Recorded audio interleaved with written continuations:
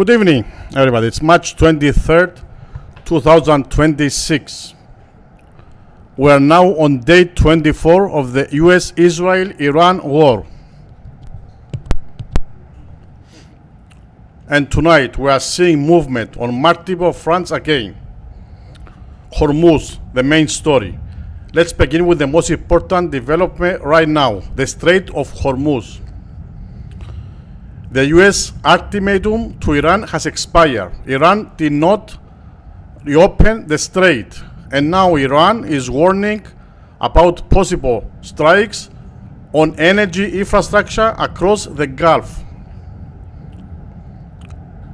This is why it becomes important. This is not just military. This is a global energy security. US buildup, and because of this, the United States is increasing its military presence. Marines, F-35 fighter jets, and amphibious units. It's not a routine, of course. It looks like a preparation for the next phase. And Iran is not stepping back. They are warning. If attacked, they could mine the Gulf and target energy and water infrastructure.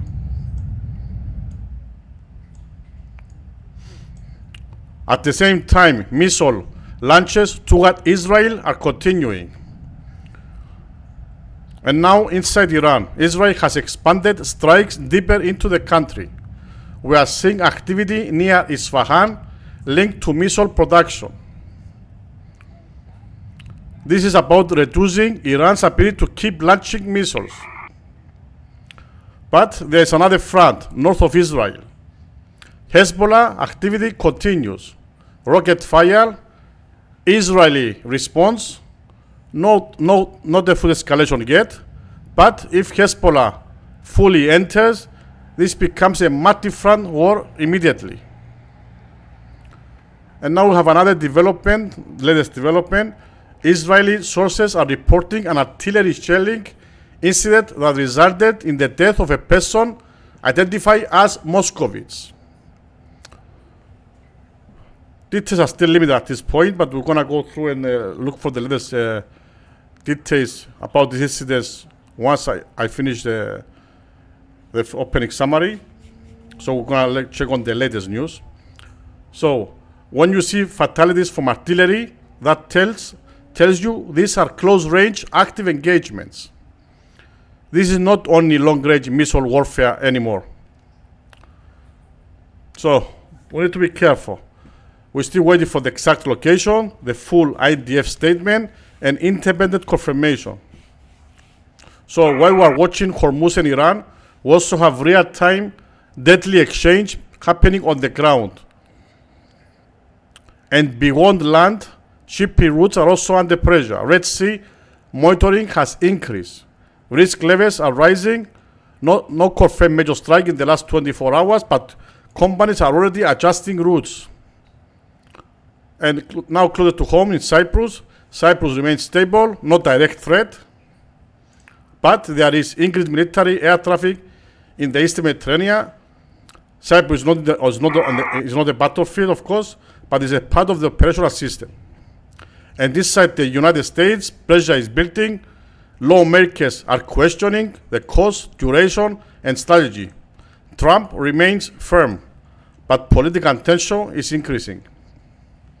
And globally, we are starting to see early impact. Oil markets are reacting. Prices are moving, not because of damage yet, but because of risk.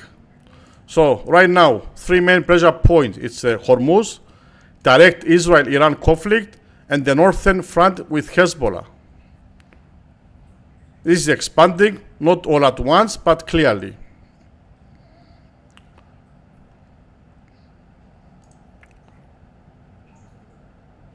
So let's go about the incident with the shelling to see if there's the latest new.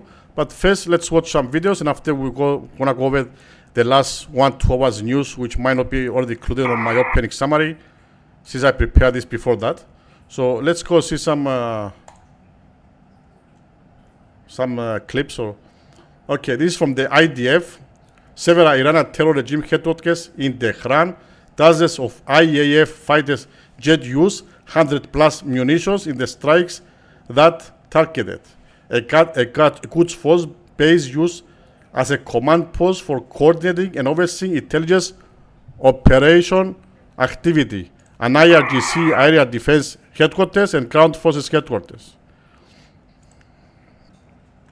I show us this clip, this visualization. This is from the IDF. Let me just fix it a minute.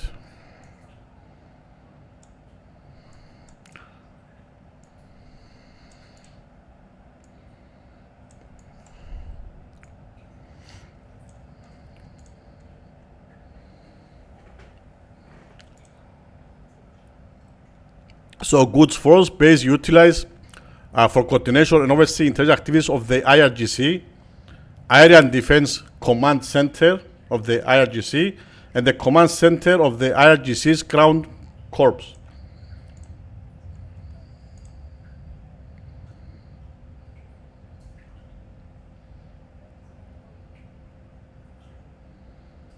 Those targets were in Tehran.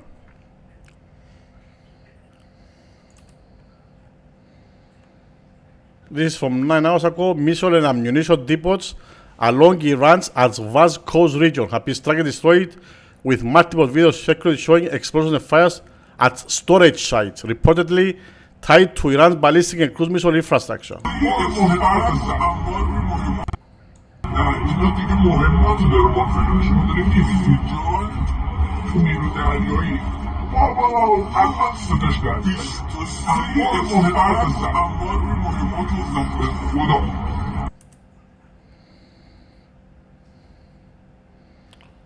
This is from the US forces. They show us the strikes, usually, or the airstrikes.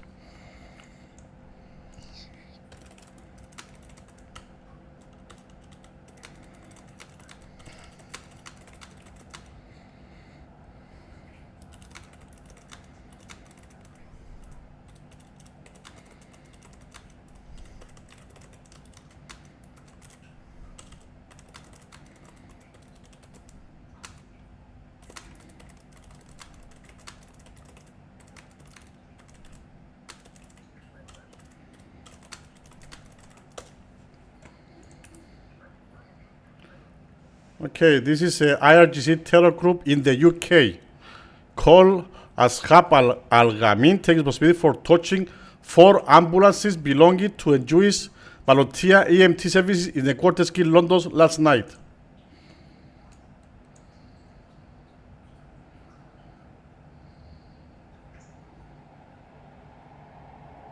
This is early morning hours, 1:36. Let me put on the screen. You cannot see it. Okay. It shows on that camera 1:36 in the morning hours. That's in UK.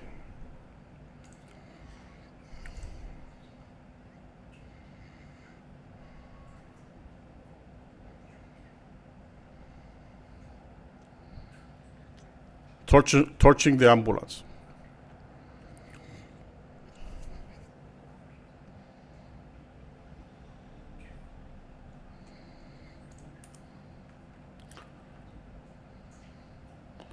Prime Minister Keir Starmer said torching of London Jewish community ambulance was a horrific anti-Semitic attack and stated that such hatred has no place in society. The residents who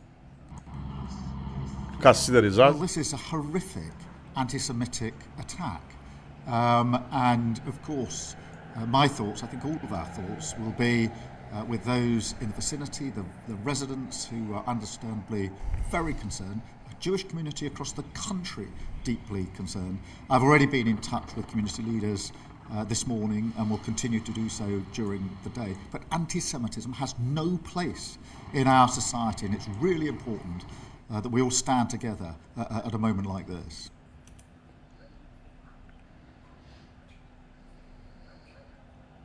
This is in central Israel by damages by cluster munitions or other falling fragments. It was posted 19 hours ago. Following Iran's latest ballistic missile attack, rescue services say.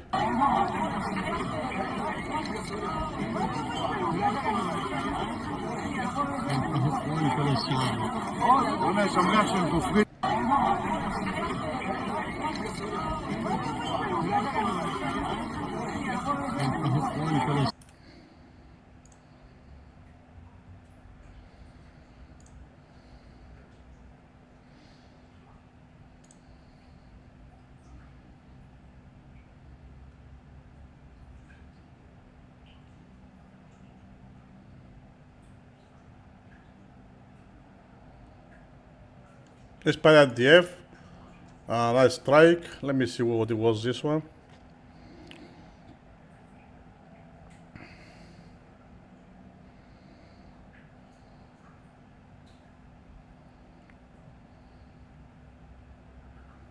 This is a precision airstrike on March 22nd, yesterday, eliminating an armed Hamas cell traveling in a pickup truck in central Gaza, with aerial footage showing the vehicle targeted amid Airbus surroundings to neutralize an imminent threat to troops.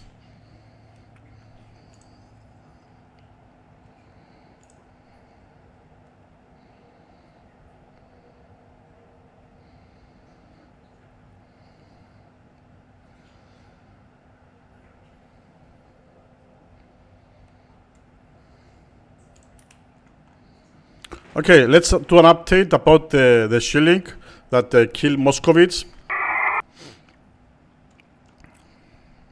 So, this is the latest update as of now.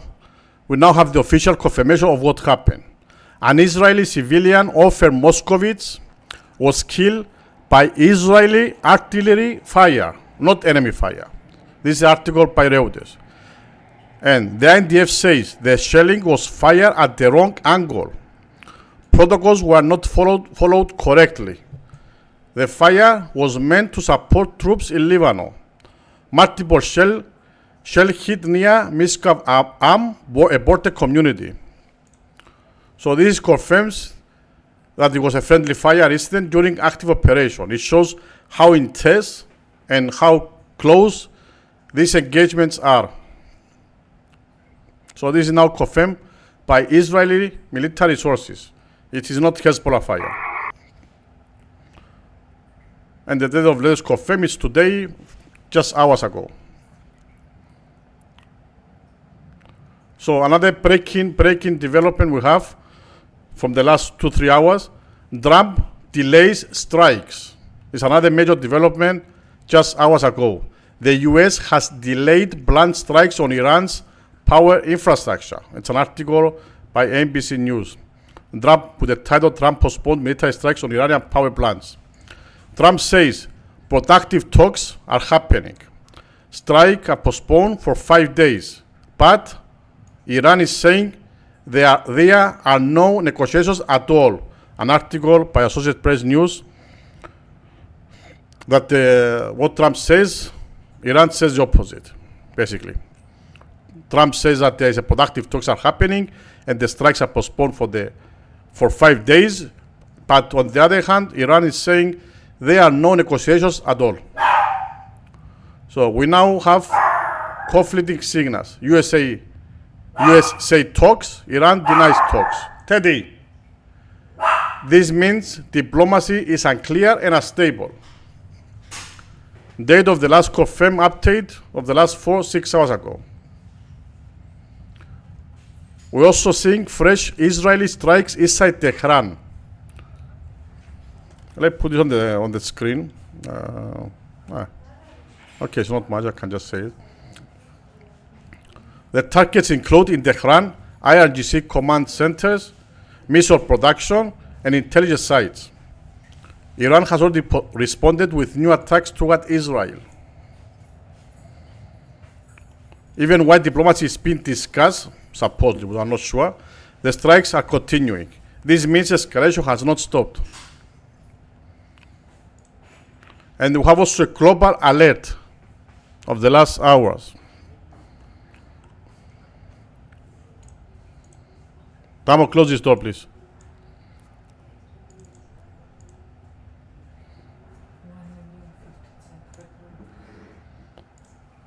I'm talking.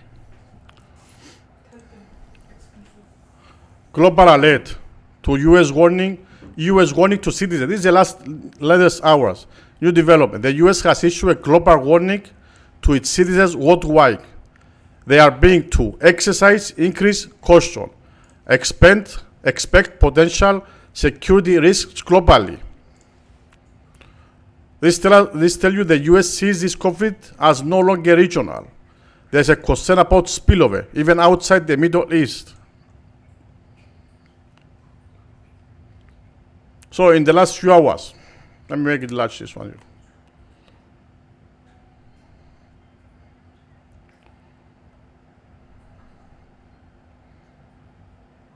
We have IDF confirms friendly fire kill Moscowitz.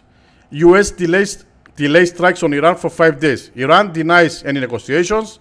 Israel continues strikes inside Tehran. And US issues global security warning. Military activity continues, but diplomacy is unclear. So we're now in the phase where both escalation and negotiation are happening at the same time, and that is very unpredictable combination. We'll continue watching for official updates, and of course we're going to go through the latest clips you can find online, analyze everything, and everything we find we'll keep analyzing for easier to understand for everybody.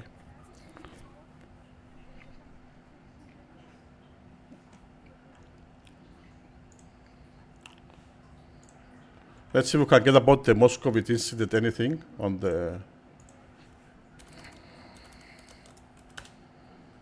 friendly shelling that killed Moscowitz. If there's any something. This is the 60-year-old Ofer Moscowitz, a farmer that was killed while driving in the northern border community of Miskav Am. Yesterday was killed by the IDF, not by Hezbollah attack, and the IDF confirmed that it was a friendly fire, but it was by mistake. She's they are fire. They are.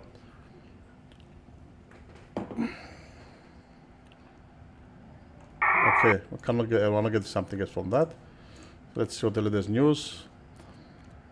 This is from the incident in UK, where they burned the ambulance. This video is the one we just showed before, of a killing of Hamas in Gaza with a strike. We have from the IDF spokesperson something here. It was yesterday, but let's see what he said.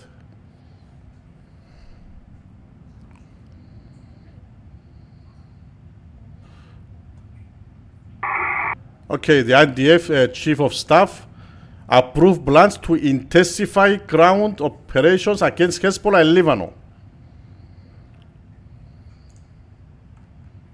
So there are going to be more heavy attacks on ground attacks, put on the ground inside Lebanon against Hezbollah by the IDF.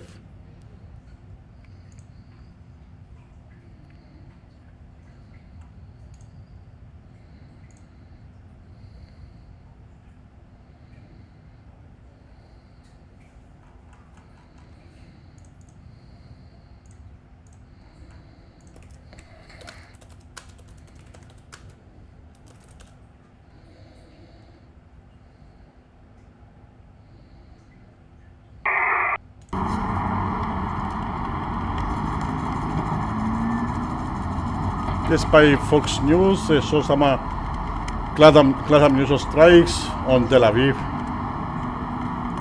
I mean, we have some missiles in the night sky over Israel, as across the city. Missiles were seen over the West Bank and Tel Aviv, as Iran, that's March 20, so it's like 2 days old. Red alerts, okay, let's see what we have here.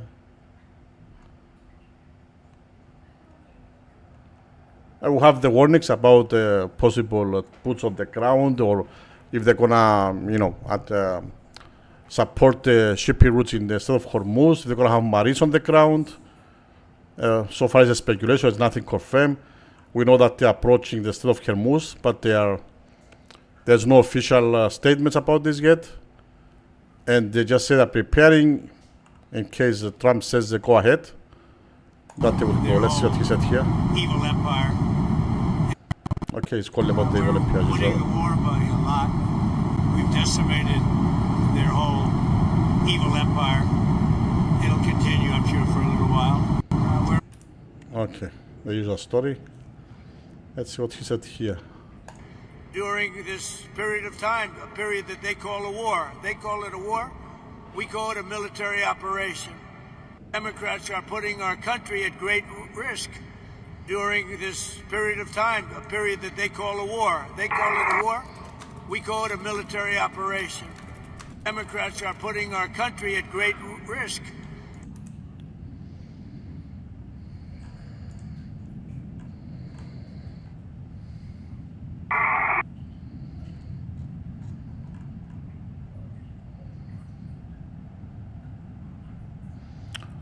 This post, they said the headquarters of the Iranian Navy was destroyed.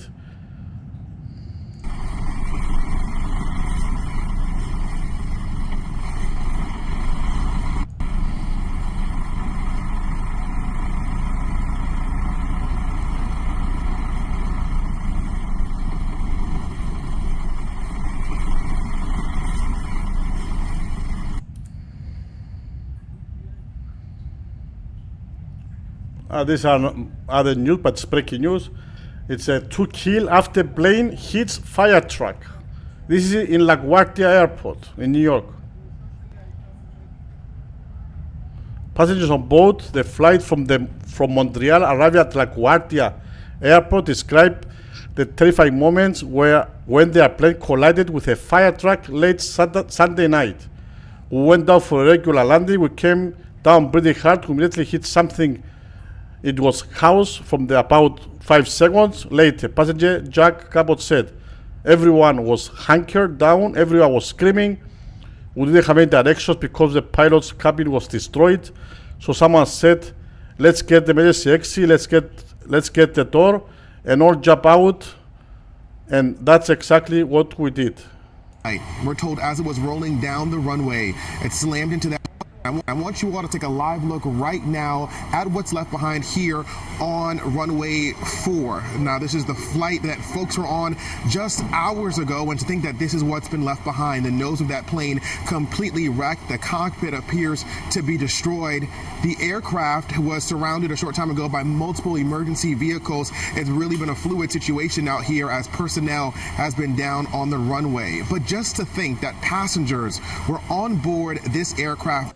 They have the fire truck that hit in the plane. Just last night, that flight ended in panic, and the plane was left like this.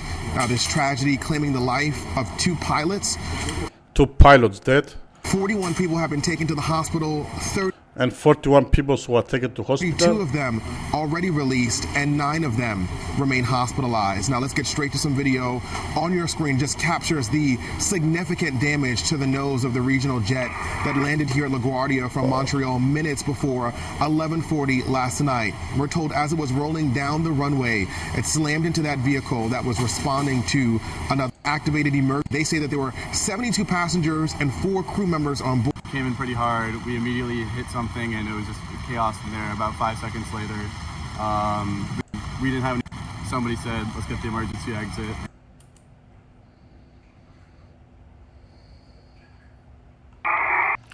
Okay, let's go again over the Iran situation.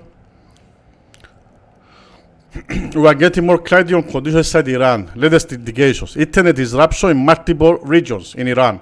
Slower connectivity and restricted access. Some reports of selective shutdowns. So obviously, Iran is trying to control information. It also affects the coordination inside the country. So this is confirmed by monitoring groups and multiple reports, but full nationwide status is still unclear. Also have airspace pressure, regional flight impact, another developing situation. Airspace in parts of the Middle East is becoming more restricted. Airlines are rerouting flights away from conflict zones, increased congestion in alternative corridors, delays expected across regional routes.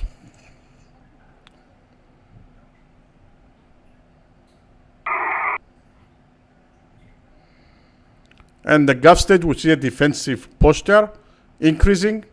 We are seeing quiet movement from Gulf countries. The latest, air defense systems on higher alert, increased monitoring of Iranian activity, and coordination with US forces.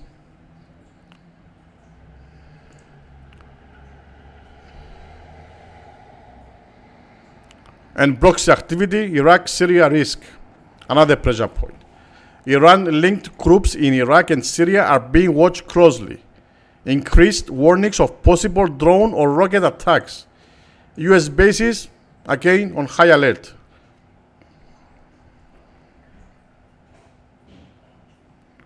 And as of Europe and NATO, Europe is not directly involved, but monitoring is increasing. NATO attacking developments closely. No activation or deployment change announced. Diplomatic pressure continues.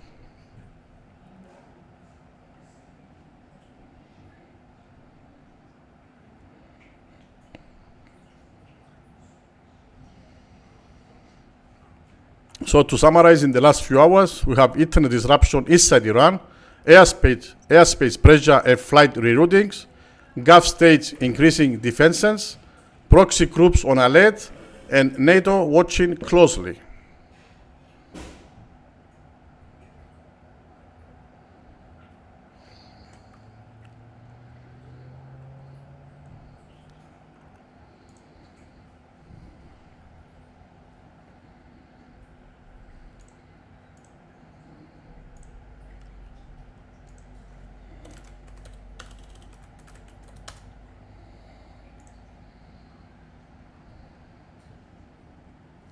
Let's check some headlines. Let's start with the Jerusalem Post.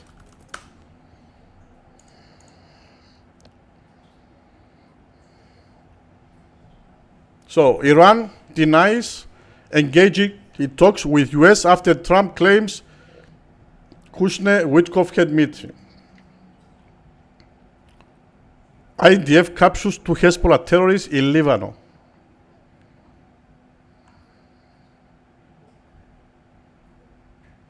Trump pitches share US-Iran Strait of Hormuz control. Claims regime change already happened.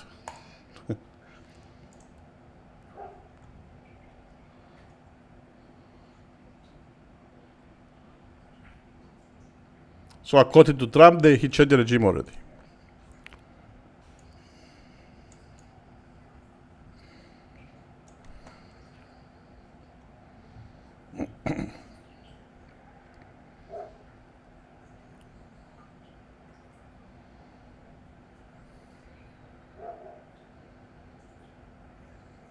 And Trump said the conversations during which 2 sides had major points of agreement took place on Sunday and involved the top Iranian leadership, though he had not heard from Supreme Leader Mojtaba Khamenei, and further noted that he does not know if Khamenei is alive. We are dealing with the man who I believe is the most respected and the leader, Trump said. But we are dealing with people who I find very reasonable, very stable, Trump said. All I'm saying is we are the throes of real possibility of making a deal. But as we saw, Iran actually denied any agreements.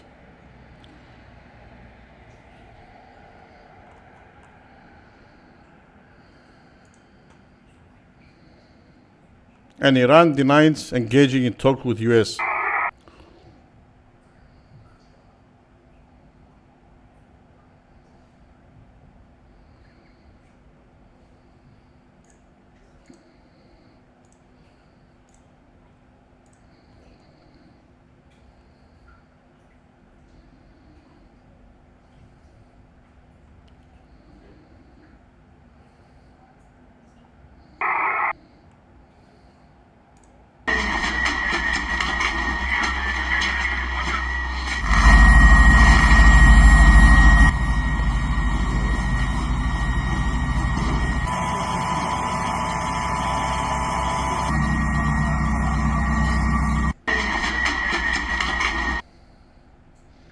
This is from the IDF.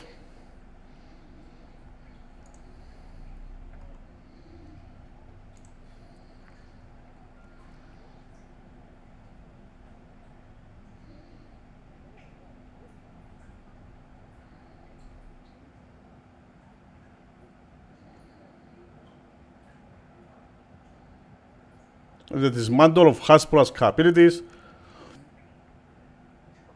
And they show us some equipment the confiscated. We see here rocket launcher, we see RPGs, we see a lot of ammunition on the ground.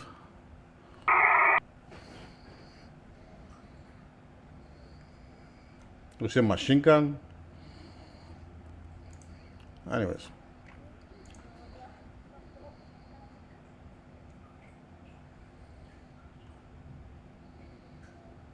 Israeli army vehicles and soldiers were deployed near Lebanon's border as Hezbollah continued launching rockets into Israel.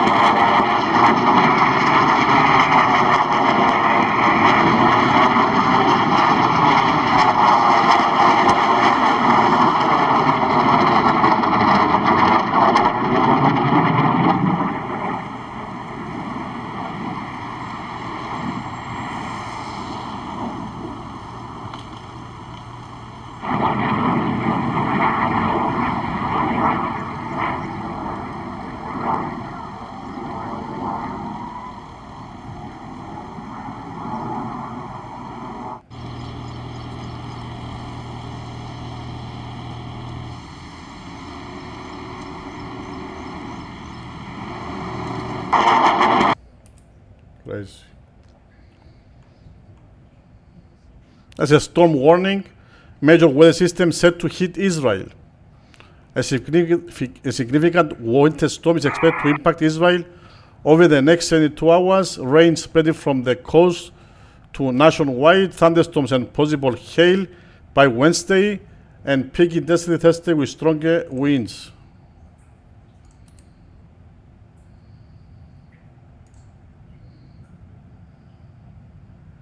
So they expected some heavy rainfall in Israel. We have a live camera, by the way, near Haifa. This one here. Thanks to Il Magic Try for the courtesy of the camera. I lower the volume. If something happens, we're gonna increase the volume. Of course, we have the other stream that's been ongoing for the last, how many hours? 49 hours.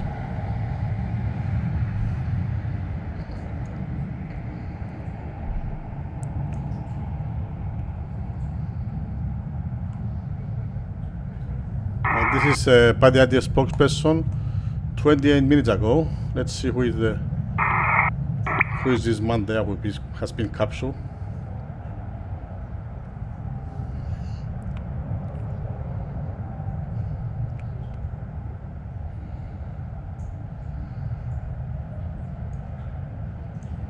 I'm reading the chat, so feel free to ask any questions in the chat.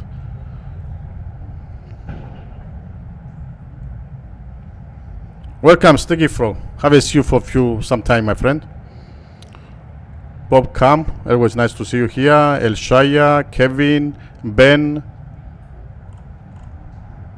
Wow, always here. Thank you. Ben Hirotaro. Thank you, my friend. So IDF forces arrested 4 Hezbollah Radgan force members in the southern Lebanon after they are surrendered during the Givati Brigade operation, seizing anti-tank missiles, rockets, AK-47s, and grenades intended for attacks on northern Israel.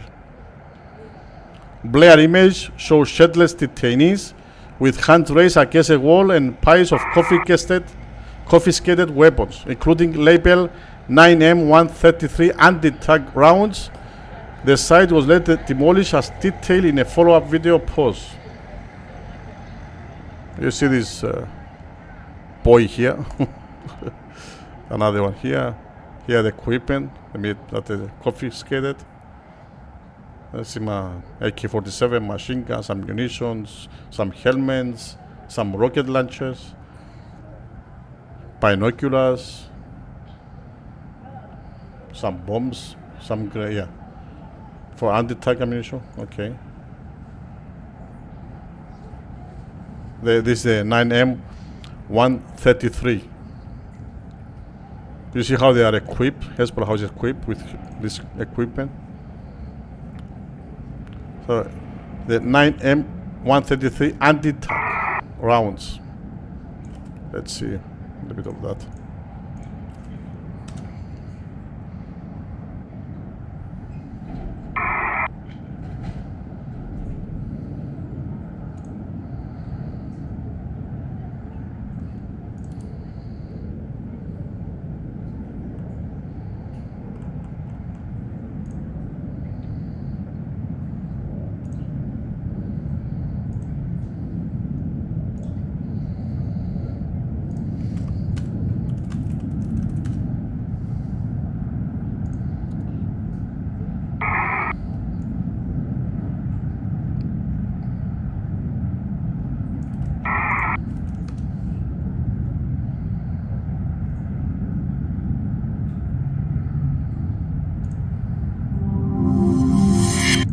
Armor and is highly effective against tanks equipped with modern protections of the 9M133 kilometers per second.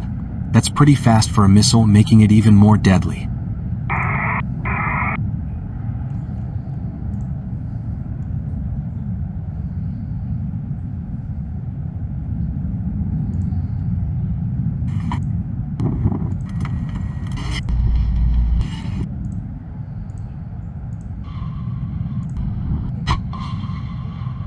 Yeah, you can see it on action.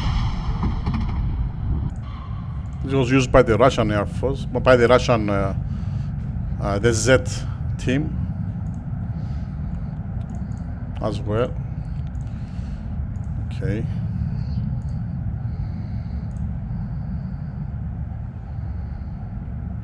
And Japan may deploy to the Strait of Hormuz. Japan signals possible naval development to the Strait of Hormuz for mine clearing operations if a ceasefire is reached in the US-Israel war with Iran.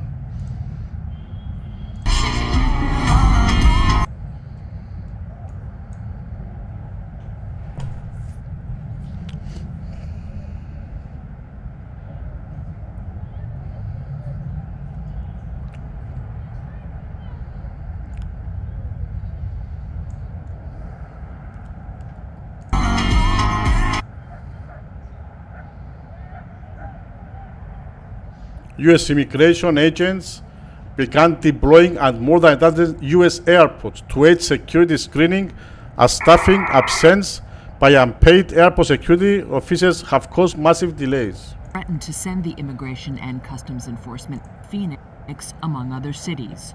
Reuters That's in the sources say US. that for now,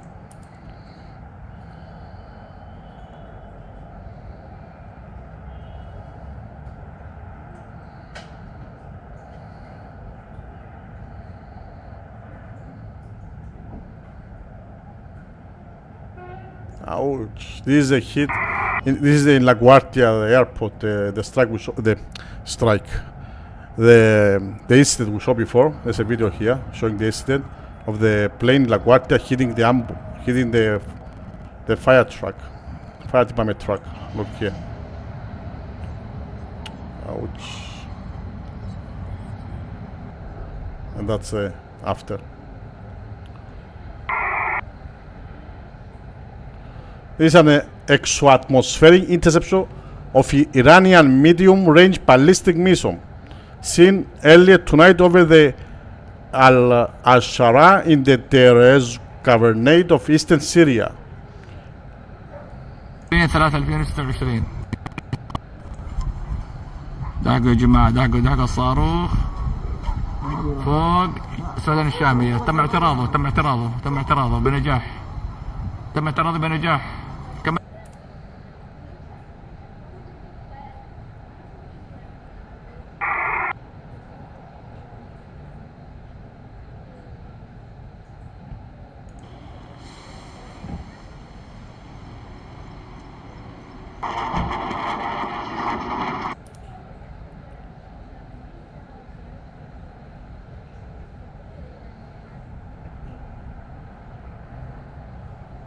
As missile strikes Tel Aviv, the cafes stay full and the coffee keeps flowing.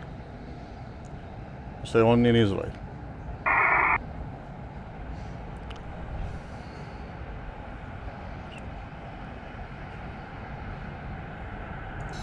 Netanyahu.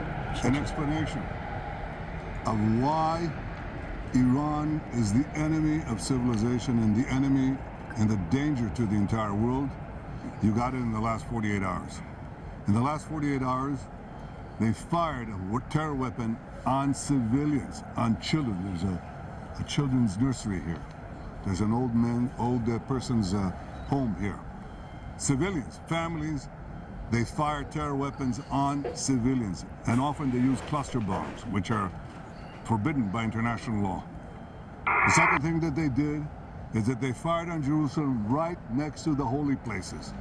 They sent ballistic missiles that could have destroyed the Church of the Holy Sepulchre, the Al-Aqsa Mosque, and the Western Wall. The three holiest sites to the three monotheistic religions, they don't care. They're firing on everyone. The third thing they did is they fired an intercontinental ballistic missiles 4,000 kilometers right into Diego Garcia, the American-British base. They can reach now with these ballistic missiles everywhere in Europe, almost everywhere in Europe. I've been warning that for years. The fourth thing that they did is that they shut down the important maritime strait of Hormuz, trying to blackmail the world with oil terror blackmail. Four things that they're doing in 48 hours.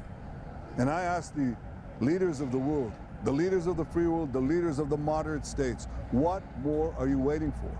President Trump has correctly said that Israel, the United States and Israel in this great partnership, we're fighting the battle not only for ourselves, but for all of you. And he asked a simple question, where are you? And it's time to heed President Trump's call, his leadership, and his vision, not merely for our sake, but for your sake.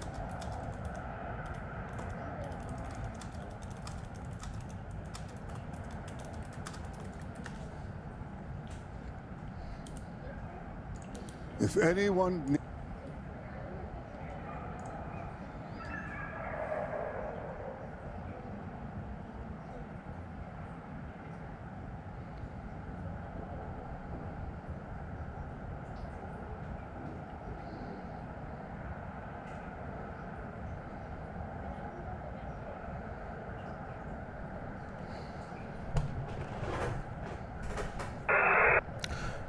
Please respect others on the chat. There's no reason to have a war in the chat. We are here to learn, to inform, get informed of the situation, and not to fight among us. If you are come on the chat just to fight, you're gonna be kicked out very fast anyways. So you can say your opinion, but don't fight with others. Respect others. Say your opinion respectfully. And I want to analyze that because people think that Iran is like an easy target, or it's a small country that why is they don't succeed yet. First of all, let me clear some things about Iran. Iran, it's a massive country. There are mountains everywhere. There are large desert areas. So these are not just small obstacles. They can slow down any army of the world. They make the movement very difficult, and they protect key sites. Iran hides military assets deep inside mountains and underground. Its size gives it strategic depth, meaning you cannot knock it out quickly. You cannot win fast in a terrain like this. So Iran doesn't need too much the US blame military. Instead, they use ballistic missiles, they use cheap drones, swarm attacks. So Iran has one of the largest missile stockpiles in the region. And they produce drones, which they don't cost much, in huge numbers. So there's the key also. Cheap drones are forcing expensive US defenses to react. And this creates a cost problem for the US. They already know that they spent trillions already, I think it was, last time I was checking. Billions already, a lot of billions over this war. Iran does not fight like a traditional army. They fight differently. They use naval mines, they use fast attack boats, drone swarms, hit and run tactics. Basically, if they're gonna have put on the ground, they're gonna use guerrilla tactics. So Iran can disrupt the shipping using mines, missiles, and small boats. Even the US Navy struggles to fully secure the area quickly. they don't try to win directly. They try to make it too costly for another country to win. And the Strait of Hormuz is one of Iran's biggest advantages. Iran sits right next to the Strait of Hormuz, one of the most important oil routes on earth. So they can threaten to close it, and then the prices of the oil go up, disrupt global oil flow, or shock the world economy. And as we know, around 20% of the global oil passes through the Strait of Hormuz. So even if Iran is under attack and they say that it's been decimated and so on, it can still hurt the entire global system. And also Iran, it's a country that's been there for thousands of years. It's not something new. So they have learned from the past wars. They don't keep everything in one place to be easy target. Their facilities are spread out in the huge landscape of Iran, which is huge ground. They have many, if not most of them, underground, hidden inside, deep inside the mountains. So it's very hard to completely destroy what they were building for hundreds of years. So they have the influence through Hezbollah. They have groups in Iraq, groups in Syria. So even if they hit them in Iran, the worst can still spread. So it's not like the USA is either fighting one country, they fight the whole network.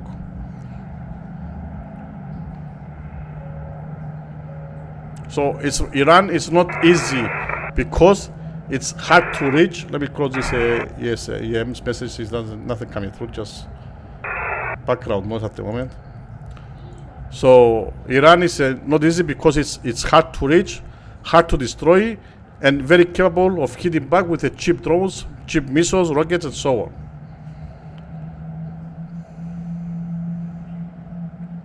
So even a superpower like USA is attacking them, they still have to be very carefully how they move, how they, and it's not easy to put boots on the ground, what people think.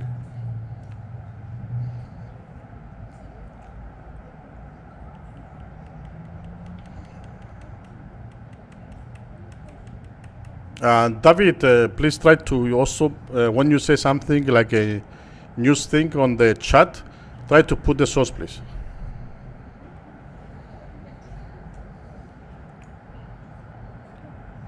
But we cannot say that USA is being pushed around and things like this in the chat, because it's, as I explained, it doesn't matter which country is attacking Iran. It's not an easy target for any country, no matter the power, the military they have, because as we obviously can understand, it's not a war like plane to plane, missile to missile, and so on. And it's also a big costly war.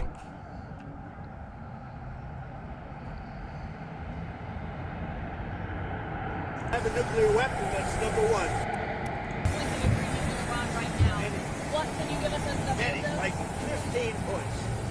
15 that points. Iran has said yes to? Well, they're not going to have a nuclear weapon, that's number one. That's number 1, 2, and 3. They will never have a nuclear They weapon. said yes to that? They've agreed to that. Will we see arrests or legal migrant arrests? Points of agreement with Iran right now. Many. What can you give us as number Many, like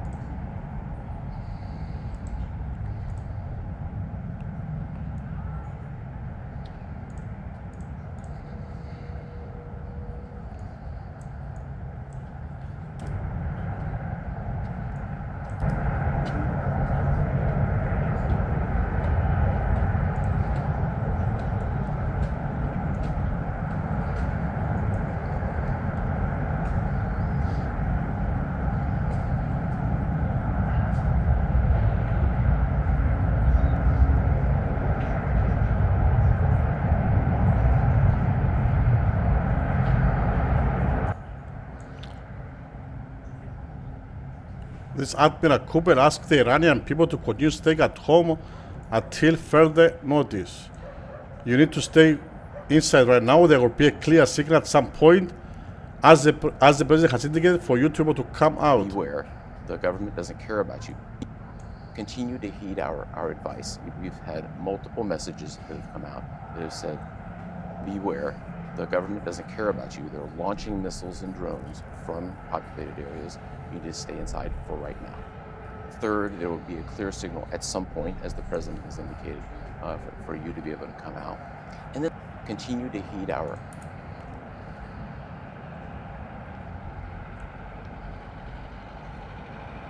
This is the NATO surveillance plane. NATO AWACS.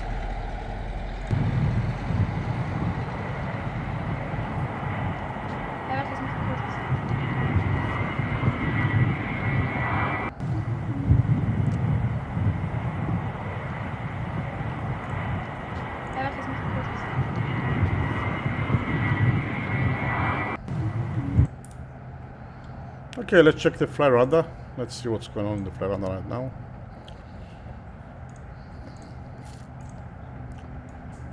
Okay, the usual suspects, a lot of straddle tankers for refueling over Israel, over Jordan. There's a Greyhound making rounds here. Okay, there's a straddle tanker KC-135R. Another one here. Was probably waiting for, probably did some refueling and waited to refuel more, or maybe waited for a clearance to land, but it's still at 26 feet, so it's not waiting for clearance. It's probably waiting for more fighter jets to come for refueling. There's another one here over Jordan, and another one that actually came from the Sudan Bay in Crete. It looks it did some refueling, maybe probably some fighter jets follow him. It could be from Germany base, it could be from anywhere, it could be even from Sudan, that they follow him and refuel. But it's very, from Sudan, okay, they could. Even it's not so far away. There's a Poseidon P-88A, Poseidon, that came from Siconella. This is Malta. Yeah, it's close to Malta. Okay.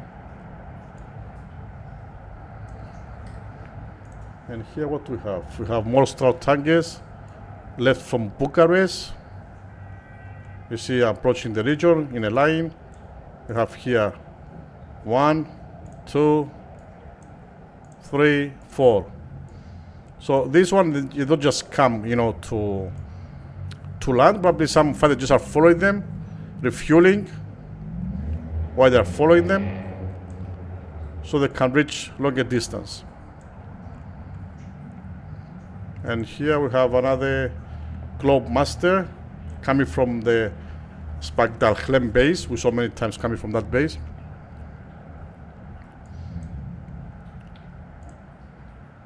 And this from the same base, C-17 Globemaster, probably used for logistics. It came all the way to Israel, probably unload fast and going back.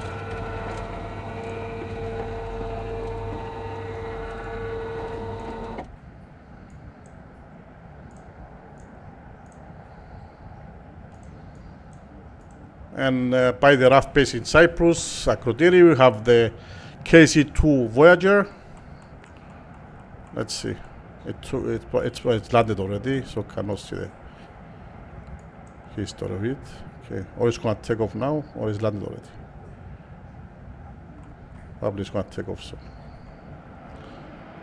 Okay.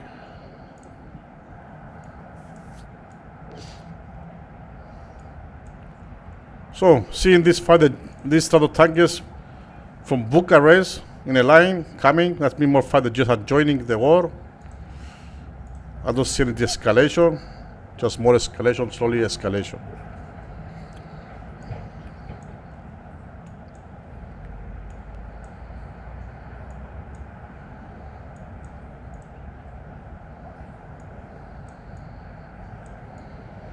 And I have, on the map of flight radar, I have filled all the commercial aircraft and so on. We only see military planes. What you see, it's just military planes.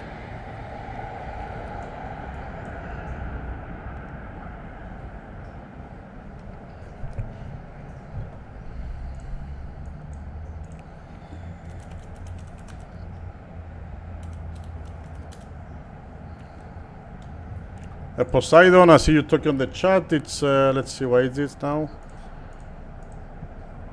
It's here, P-8 Poseidon. US Air Force at 20,000 feet. An array from Sigonella, somewhere close to Malta, basically.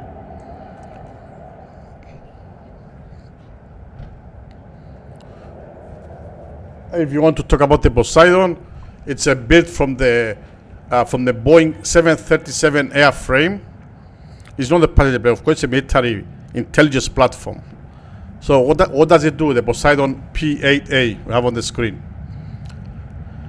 Its main roles is to track submarines, to monitor ships, detect missile launches, and also it's been used to collect real-time intelligence. So let's say if we place Poseidon in somewhere instead of Hormuz, this aircraft becomes critical. So in this conflict, for example, Iran could use submarines, Iran could deploy naval mines, and Iran could move fast attack boats. The Poseidon P-8A is designed to detect all of that. Anti-submarine roles. It drops sonar buoys, underwater sensors, and torpedoes if needed. It can track submarines even when they are hidden. Also can be used for surveillance power. It has advanced radar, infrared sensors, electronic intelligence systems. It can monitor large areas of ocean in real time. And not just about seeing, it can also sense data instantly to warships, to command centers, to fighter jets. So decisions can be made instantly, immediately. So if the US is prepared, for example, for Hormuz operations, you can expect to see P-8A Poseidons flights over the Gulf region, tracking Iranian naval movement or watching for mines or submarine activity. So basically, in a simple words, the Poseidon, it's basically the eyes and ears of the US Navy over the sea.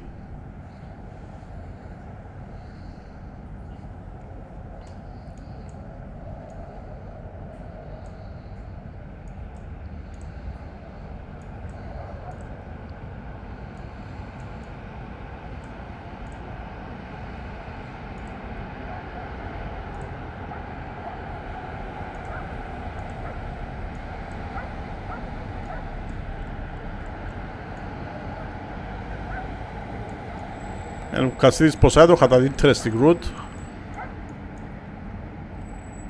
It took off from this area here, near Malta, Sigonella. It's a US base there. It went straight lines, and then it makes some circles here, outside Crete. Was the Sudan Bay, actually, of the US base in Sudan, in Crete. Then it make some more circles here, and now it's at 20,000 feet, and it looks to have direction outside Cyprus, going towards Israel. We'll see.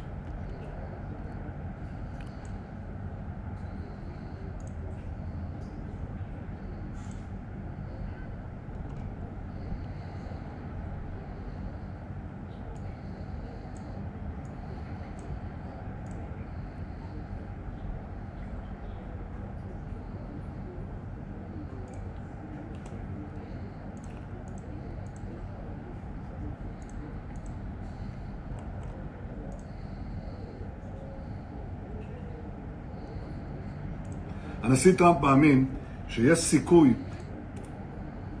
Israeli Prime Minister Benjamin Netanyahu, in his first statement since today's announcement from the US President Trump regarding potential peace negotiations with Iran, this is what he said. Earlier today, I spoke with our friends, President Trump.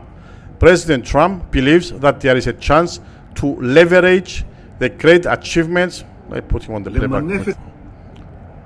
To leverage the great achievements of the IDF and the US military to realize the war goals to of the whole goals of the agreement, an agreement that will protect our vital interests. At the same time, we continue to attack both Iran and Lebanon. We sanctify the missile and nuclear programs to the last detail and continue to severely harm Hezbollah. Just a few days ago, we eliminated 2 more nuclear scientists, and the hand is still outstretched. We will protect our vital interests in any situation. Here's what Benjamin said. The IDF says it has taken out around 330 of Iran's estimated 470 ballistic missile launches. More than half were destroyed in direct strikes, while others were rendered inoperable after the Israeli Air Force hit tunnel entrances to underground storage sites. The IAF is now handling the remaining roughly 140 launches, as incoming fire has dropped to about 10 missiles a day, down from roughly 90 on day 1.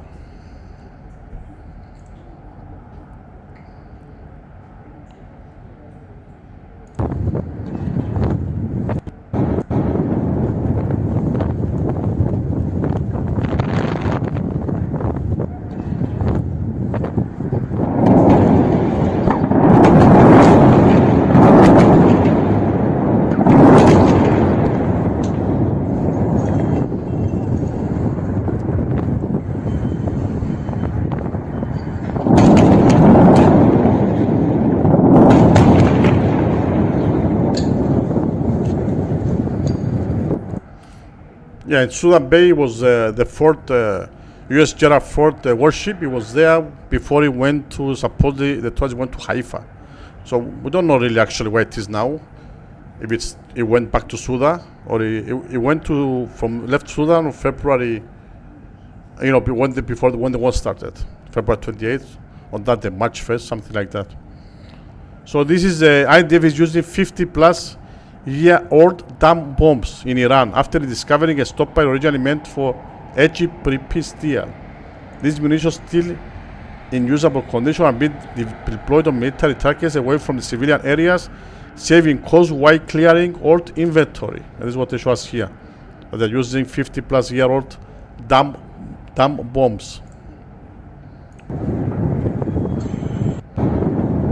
Obviously they call them dam because you just drop them, they don't have any guidance. You just drop them on the target, and that's it.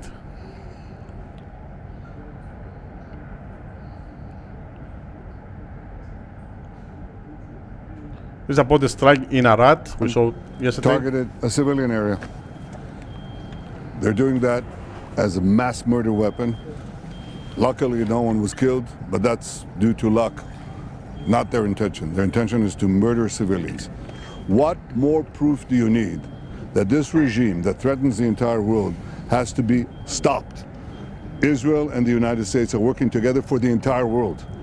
And it's time to see the leaders of the rest of the countries join up.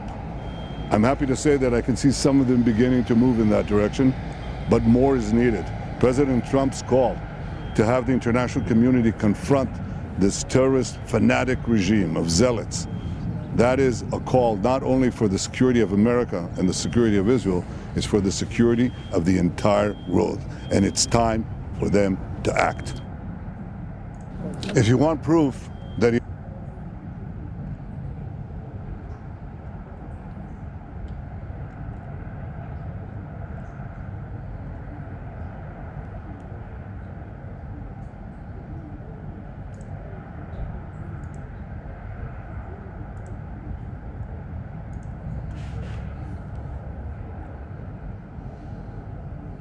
As of the attack on the Iraq yesterday, last night we saw centers in Israel. We have many dozens of people that got injured severely here in the middle of the evening. This is the beginning of a new week in Israel. We just started it. We hope to have a good week, but we have one hit in Dimona, the second hit in Arad, many injured, and now we are in the middle of the search and rescue operation. Here behind me we can see the point, the exact location where the missile hit in Arad. And here we can see the buildings that got the hit. Once again, the Iranian enemy aims its missiles into civilian population centers. We have many dozens of people that got injured severely here in the middle of the evening. This is the beginning of a new week in Israel. We just started it. We hope to have... It's on the strikes in Arad in Israel. We saw last night.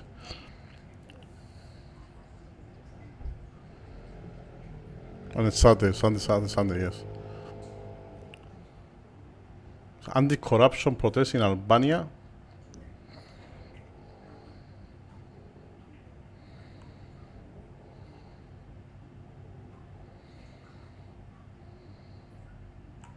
It's about the unguided bombs that Israel used in Iran. Have a red alert. Or early warning, let's see.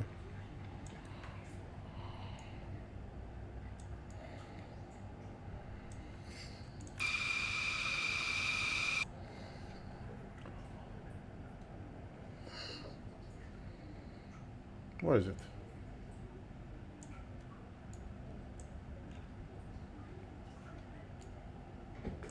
It's an early warning from the Home Front Command.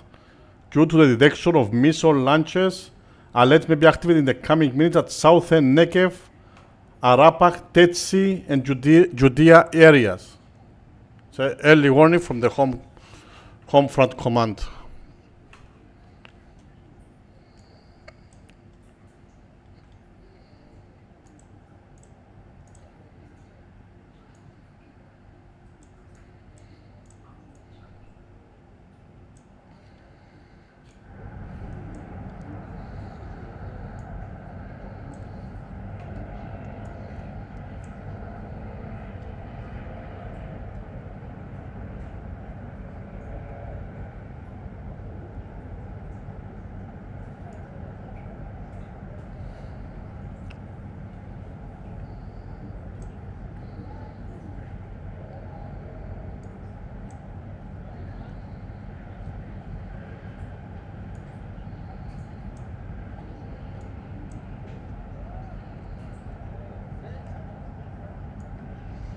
By the way, you can see where it's Arad in Beersheba. Arad is here. You don't see. Let me bring my magic cursor on the screen. Here it's where it's Arad. Wait, here. Arad, we saw the strikes, it's here. And this area, Dimona, was also struck before 2 nights, where they have a sensitive area, where they have some nuclear sites, and also the Negev Nuclear Research Center. It's right here. So Dimona is here, and here's some nuclear sites of Israel.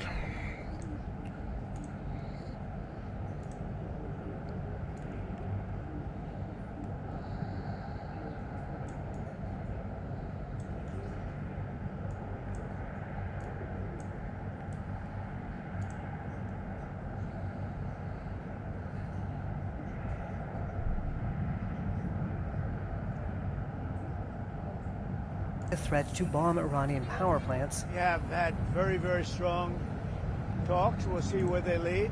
Speaking to reporters, Trump said he'd changed his mind after discussions between Iranian figures and his envoys. Steve Witkoff and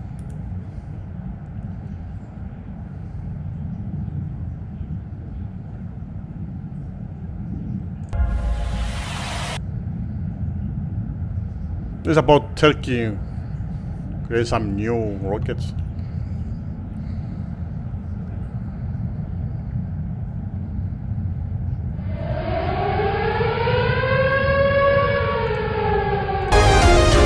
Alarm. Rotem Industrial Zone. Yerucham. Dimona. Dimona again.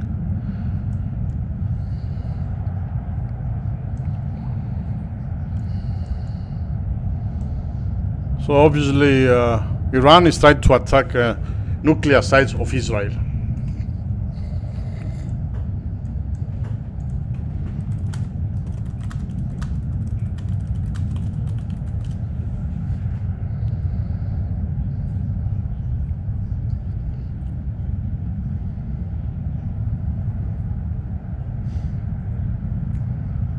So those of you don't know, in Dimona, it's where Israel has their main nuclear facilities. Of course, it's not confirmed, but this is what we know.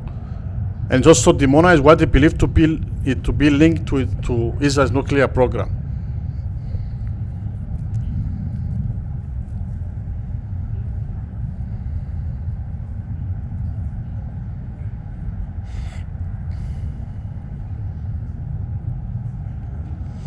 So basically, Iran is telling Israel, you hit our nuclear sites, we hit yours.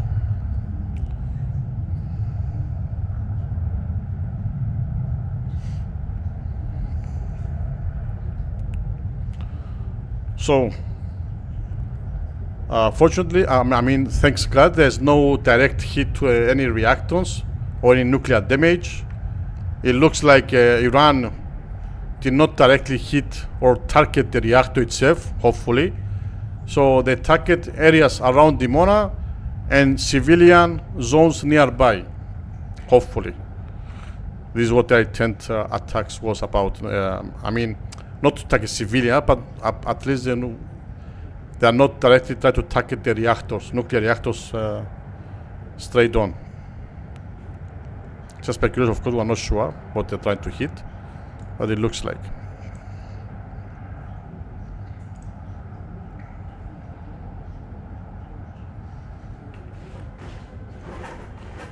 Maybe they're just testing Israel's defense system in near Dimona to expose any weaknesses.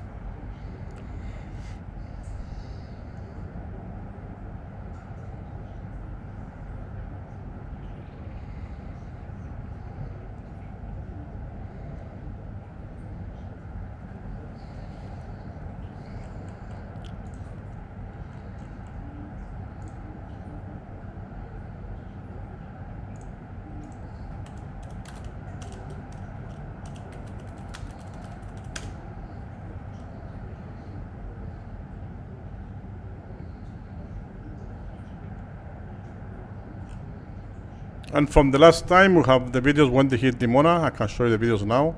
From March 21st, that's 2 days ago. Wow! This was in Dimona.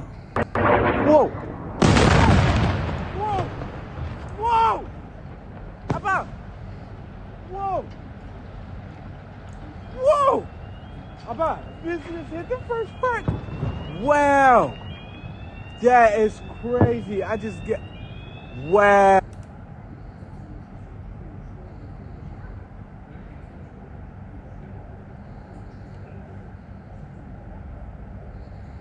Happened in the skies above Dimona.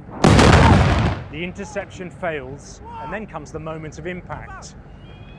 That is crazy.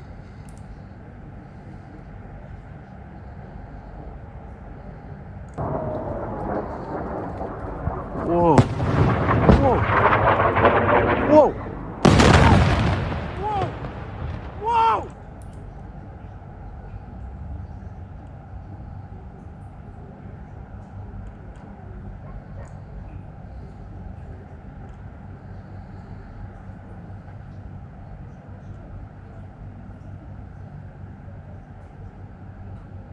And it's from the last alert we got in Dimona.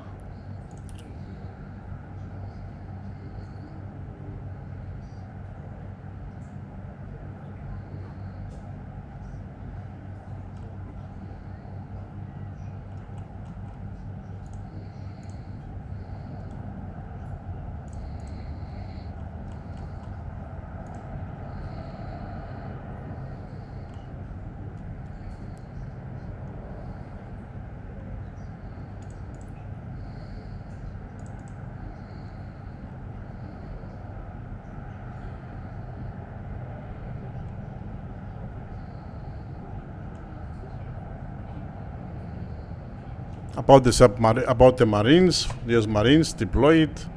Still speculation. Don't have any officially confirmed. We know they're approaching the areas, but we don't know if they're on the ground yet or when they're going to be in the ground. We don't know so far.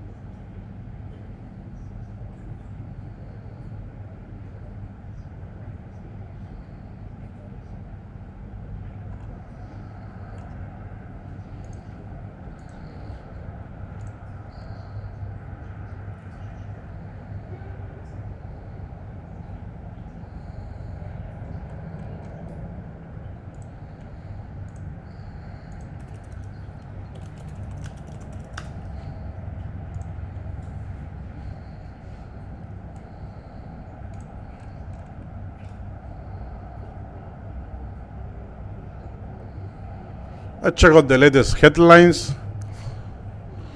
I see some sites are catching up the news worthy mention. Iran denies any negotiations with the US.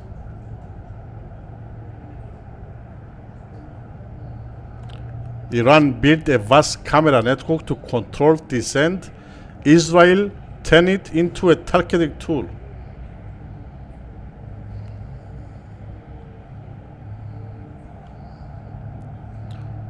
I will show before the LaGuardia incident with the plane accident. 2 pilots killed when jet collides with fire truck at New York's LaGuardia airport.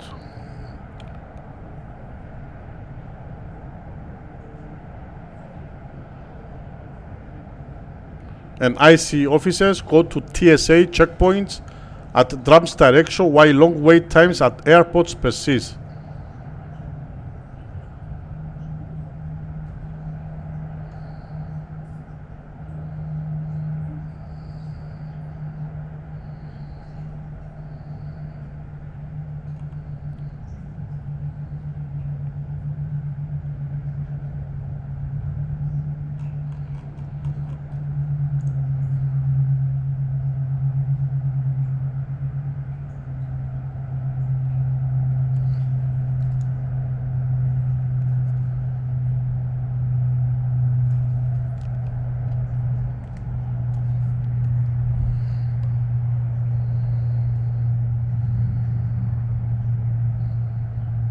And US President Trump has extended his deadline for Iran to reopen the Strait of Hormuz.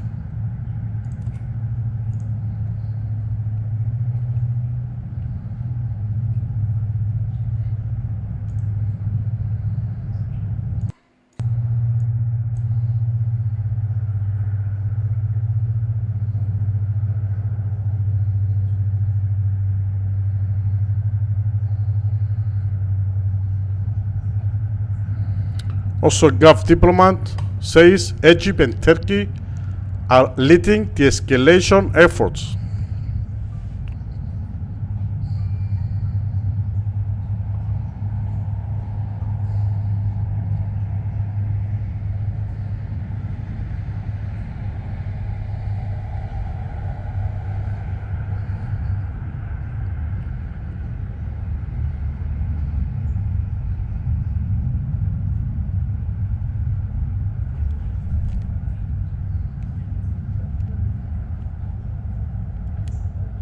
Yeah, brother, that's what I hear. It's from the camera 1.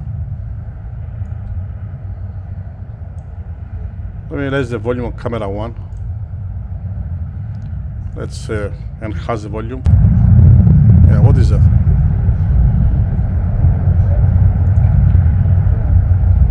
I was taking off the headset like from where this comes from, but it looks out from camera 1.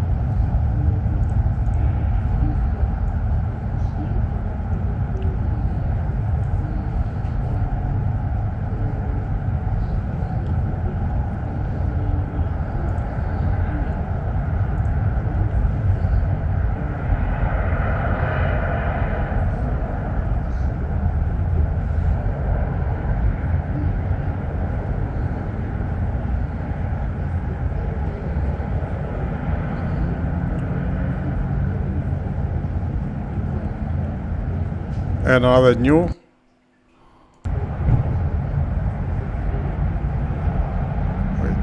I have one here. There's no sound from here. Tel Aviv. Okay, another new. Senior Israeli cabinet minister says Israel should annex southern Lebanon.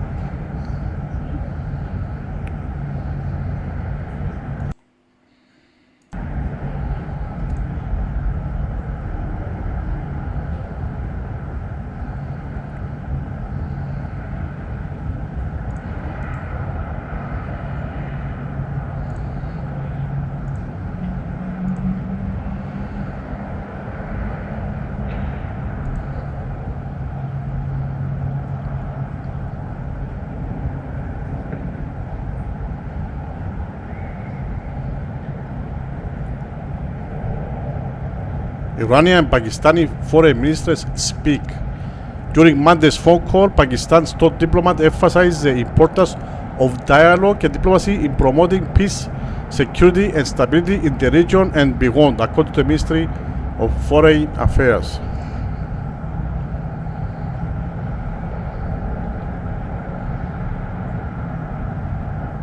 U.S. Defense Secretary wants more ships, and U.S. shipbuilders want higher wages.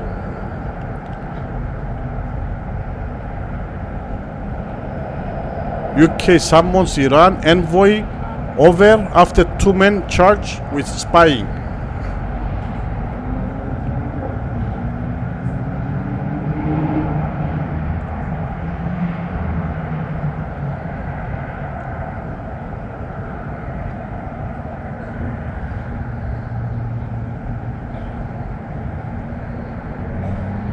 And death toll in Lebanon reaches 1,039.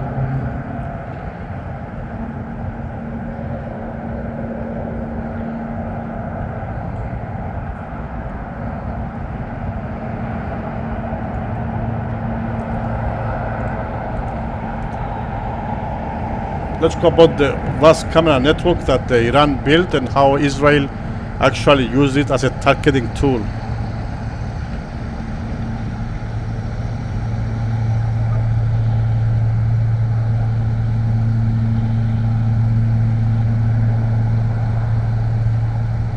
So let's put this on the screen. I find this kind of stories fascinating, actually.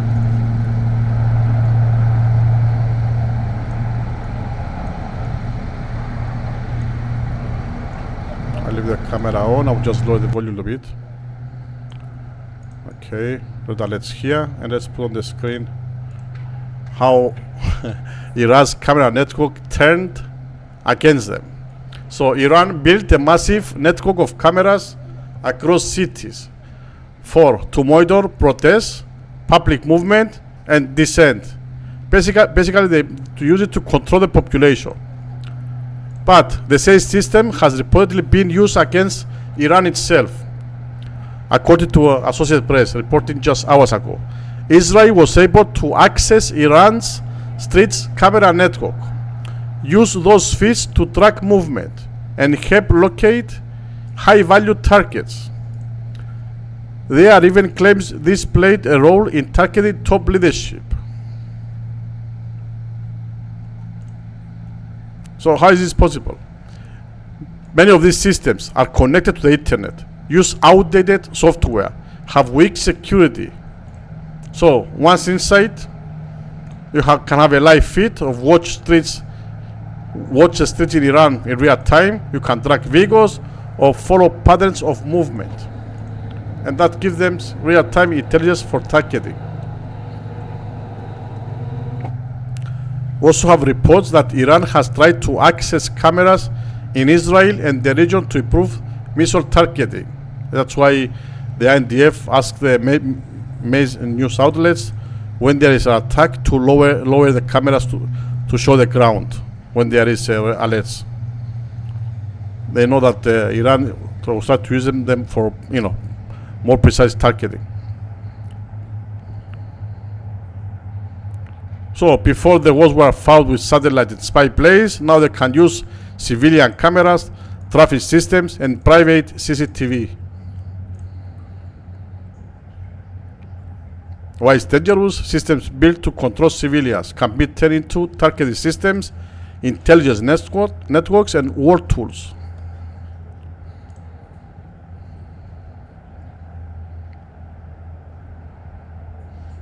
Iran built cameras to control people. Israel turned them into weapons. I have the sources here as well. If you want to go read more about this, from the Associated Press, MP News, and there's from the Record.media. There's an article there.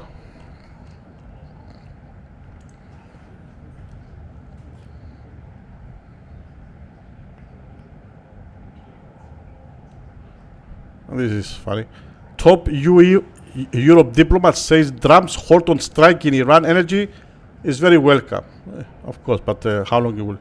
I think any attacks on infrastructure are causing chaos in the region and really escalating this war even further, said Chief Kaja Kala said at news conference in Nigeria.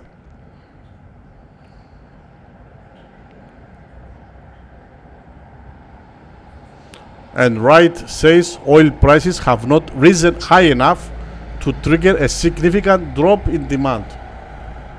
So they have to raise it more.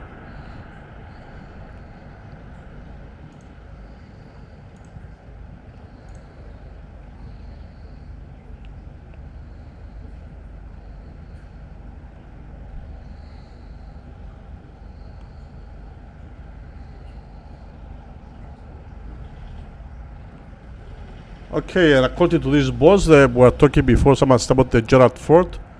It says that it has arrived back to Crete.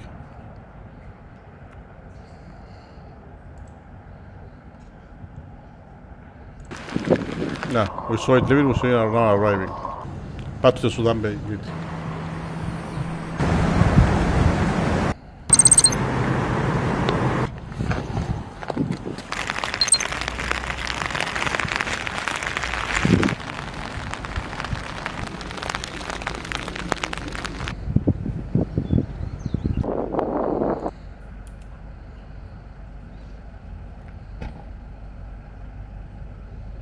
I arrived back to Greece for repairs after a major March 12 fire damage grew living areas and ventilation systems. So he went back for repairs.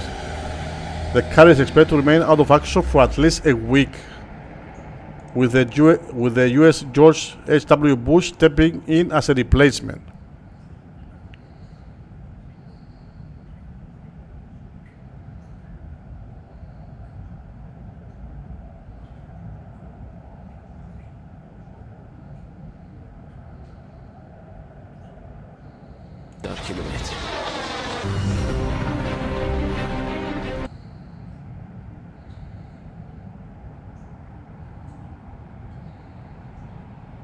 This video is used by Iran to show that they have underground launchers, trucks with the launchers ready, underground.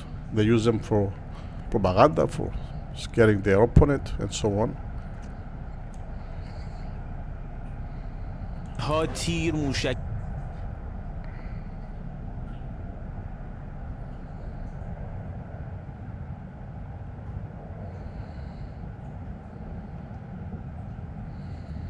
And against this speculation, Pentagon may deploy around 3,000 8-second airborne troops to Iran, possibly to seize Hark Island.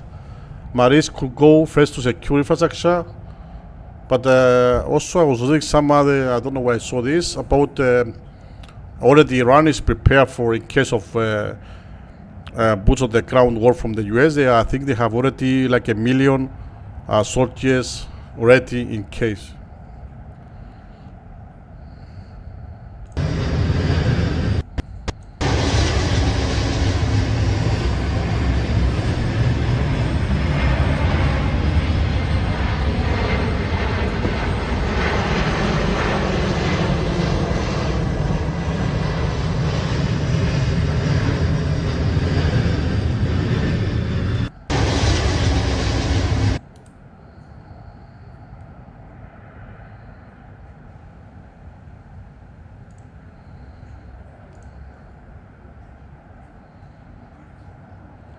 And this is 2 people are injured in the Hezbollah rocket attack on Giryat Shmona, including one in serious condition. The Magen David Adom, MDA, says a man in his 50s was hit in the face by shrapnel and is listed in serious condition. I mean, they believe they mentioned here the Moscow probably. He was 60 years old actually. And it was hit by this by shrapnel. Okay, not by the artillery. Okay, another one, another incident there. Initially, MTA listed him as a moderate to serious condition. He's been taken to Rambam Hospital in Haifa by helicopter. Another man in his 80s is lightly hit by shrapnel, and he's been taken to Ziv Medical Center by ambulance. This is in Israel.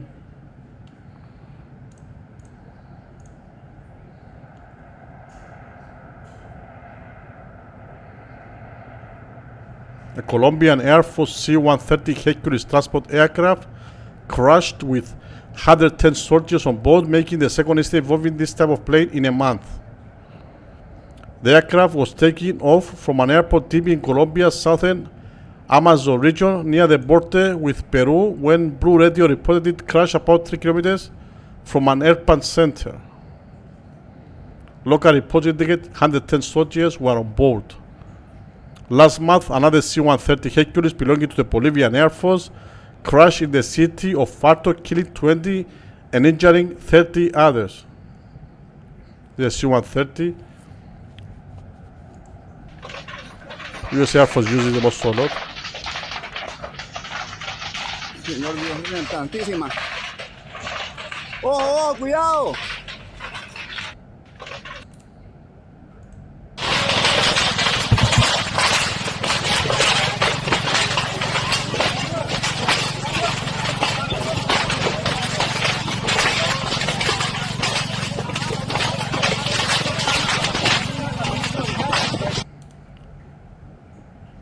Vamos a ver.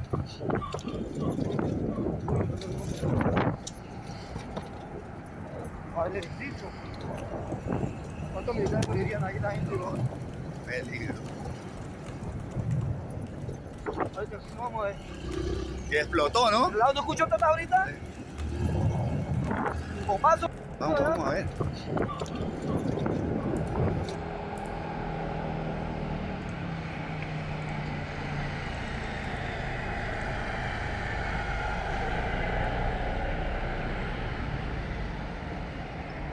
This is an Iranian ballistic missile. Photo from local police in Samaria area, Israel, showing what's left of an Iranian ballistic missile.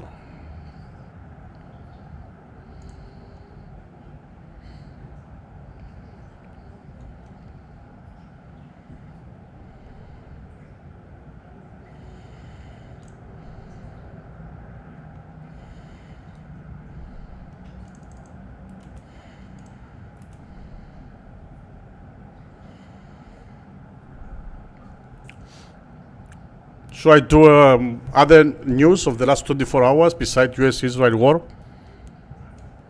Should we go over fast some headlines?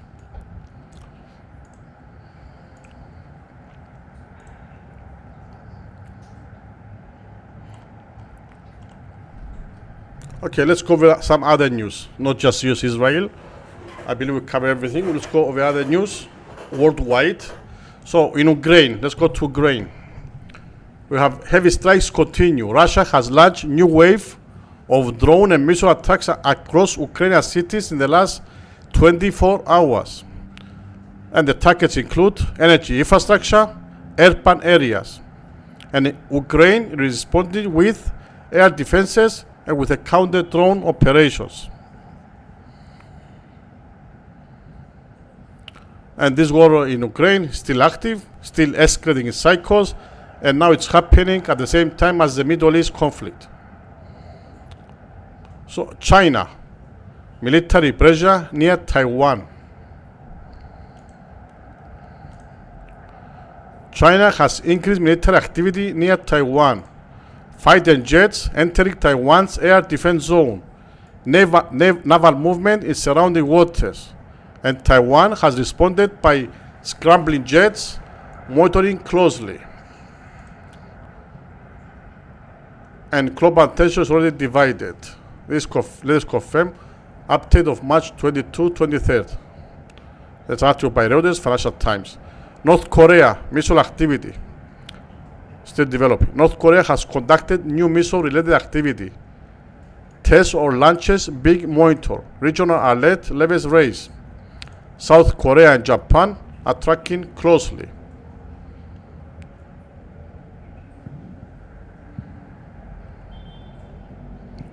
And global cyber threats increasing activity. Warnings from security agencies increase risk to infrastructure, possible link to geopolitical tensions.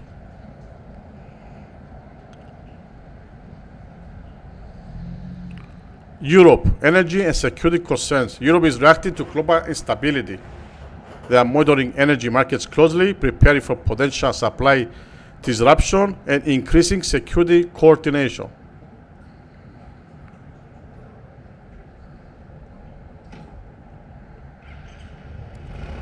So in summary, Ukraine war continues with fresh strikes. China increases pressure near Taiwan. North Korea shows new missile activity. And there are cyber threats rising globally. Europe also preparing for energy disruption.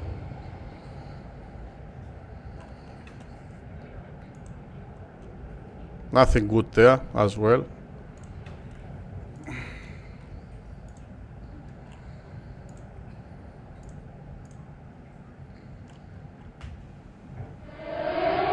So red alert.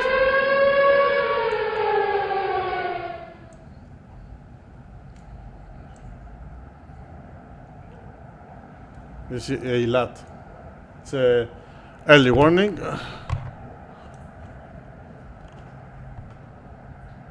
For Eilat and Eilat, it looks like. Industrial zones. Due to the detection of missile launches, alert may be active in the coming minutes at Eilat, and Shkoret industrial zone. Here.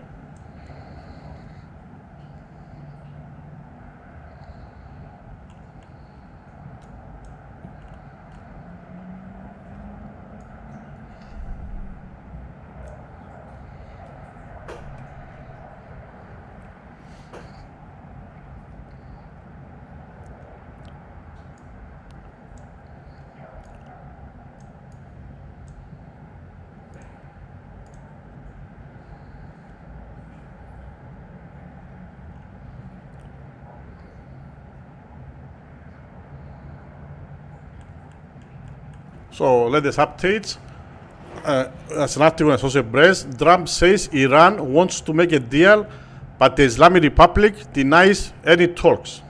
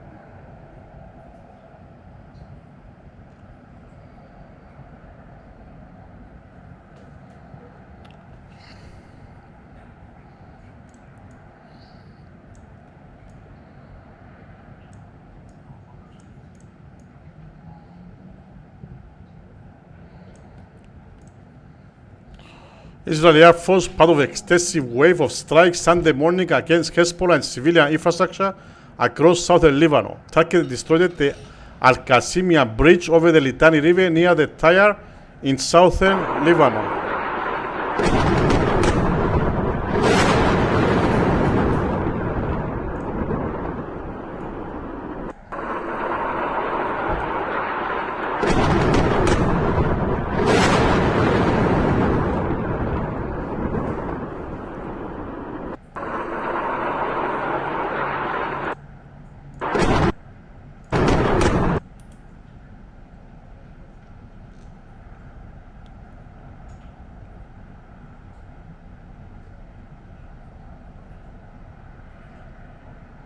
Mossad telegram to the Iranians. When you see missile launchers, send us a photo and we'll deal with it. You are the real heroes of this victory. Posted by Dr. Eli David.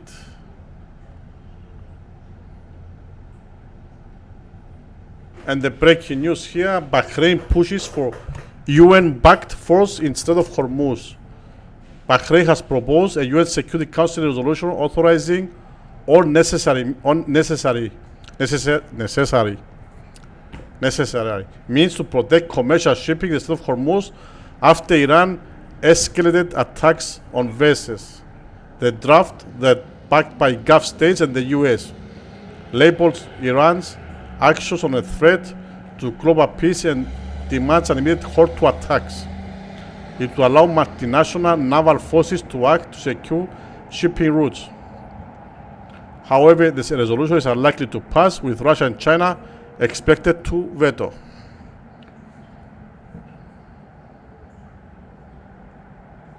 This about the Air Force truck Tahia tonight. What is that? Is Israel? Tahia.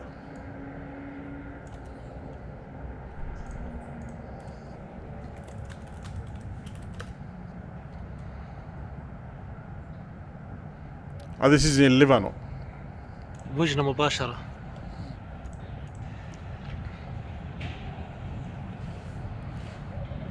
هاي بين بعجور والمنشية صارت.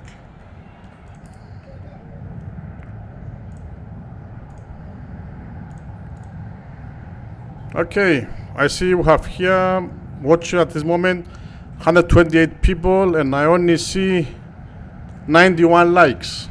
So please smash that like button. It really helps the channel. It costs nothing. It doesn't mean you like the war. It means you like to get informed, like to get unbiased news, up to date on real-time developments, and follow up on any major breaking news about US-Israel war and anything around the war. Smashing the like button help us keep creating more content like this. So it's free to smash it. It's also been sanitized, the like button, so don't be scared. 95 likes I see so far, which is nothing. If you can afford to join us as a member, you can also join us. We have a Discord channel just for members. We have special breaks and for members. You can use special emojis. We have chats sometimes only for members. Usually this kind of chat actually is supposed to be for members only, but we leave it open for all. So please smash the like button. Help the channel grow. We have a red alert, by the way.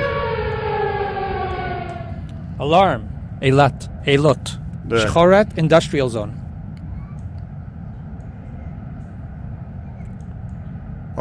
Before the early warning, we get the alert now. In Eilat. It's an industrial zone.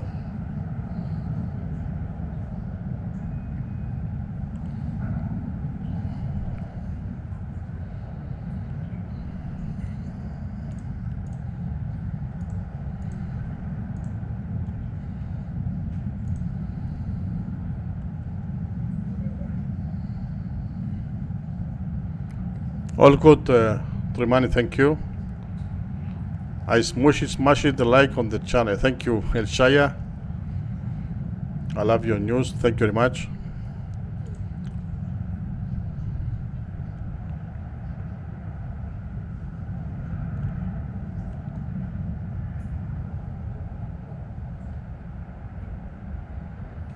In 1974, it's when the Turkish occupied Cyprus, Sticky Frog. 1/3 of the island. Yeah, it's not 1/3 actually, it's almost like half of the island, but let's say 1/3.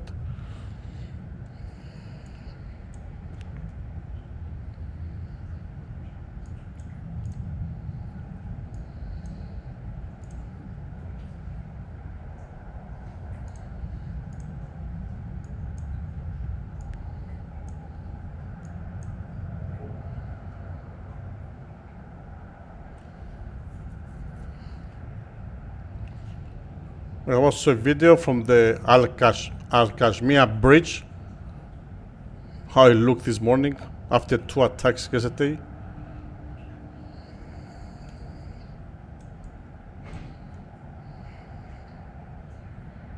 This is southern Lebanon.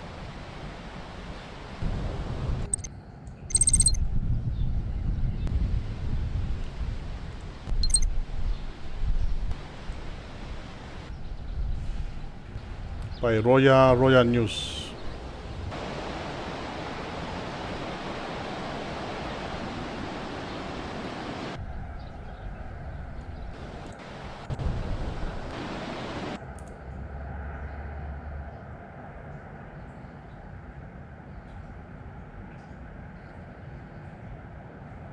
Iranian media released an animated film titled Lord of the Straits, directly challenging Trump center on the Strait of Hormuz, with 17 hours remaining until Trump's deadline. That was posted 17 hours ago. The moment of the truth approaching. What the show?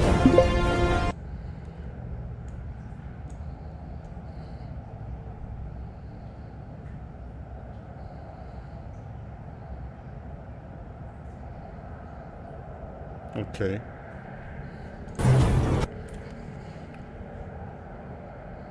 That was 22 minutes ago. Missile directed at southern Israel intercepted by the Iron Dome. This was posted 22 minutes ago. איזה נפל ואיזה נעליים, הנה הוא.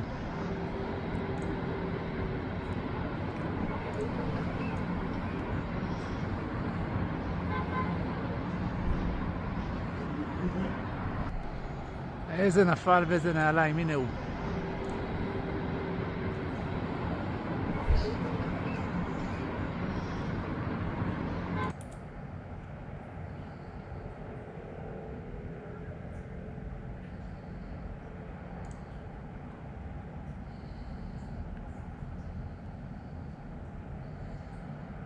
They're showing destruction of some kamikaze drones in Iran.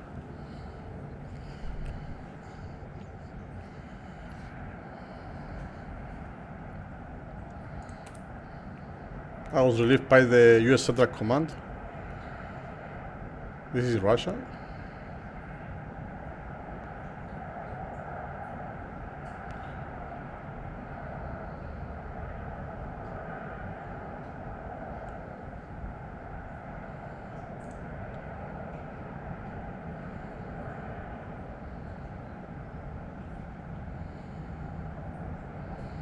I don't know how to cross check this if it's actually new, if it's actually not fake.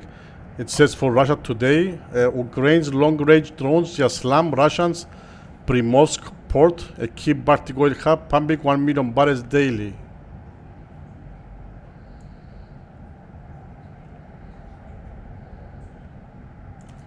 Let me check on that, if it's confirmed.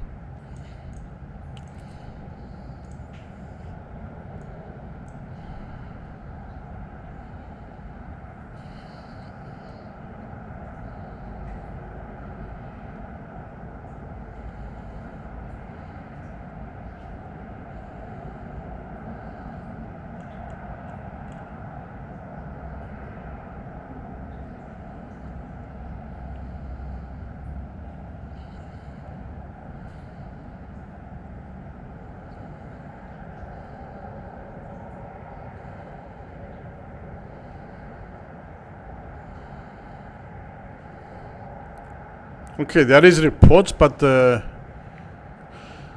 we didn't get confirmation yet from major outlets. But was this posted 3 hours ago? So the initial reports indicate the strike, and we're waiting for confirmation from main news outlets like Reuters, AP, AFP.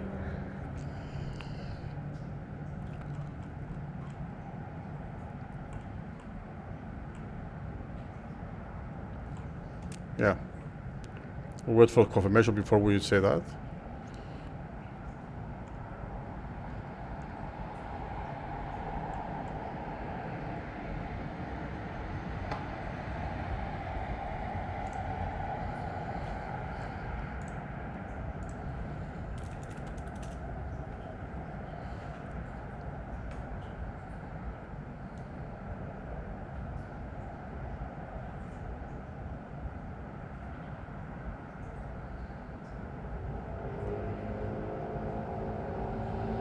combat strategy.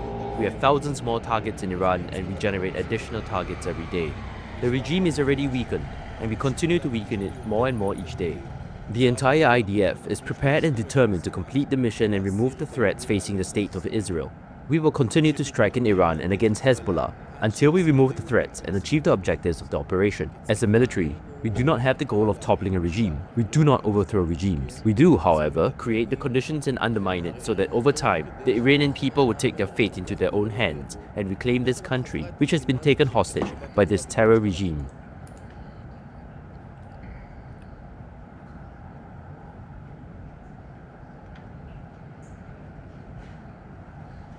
President Trump said an angry is that's in March 19.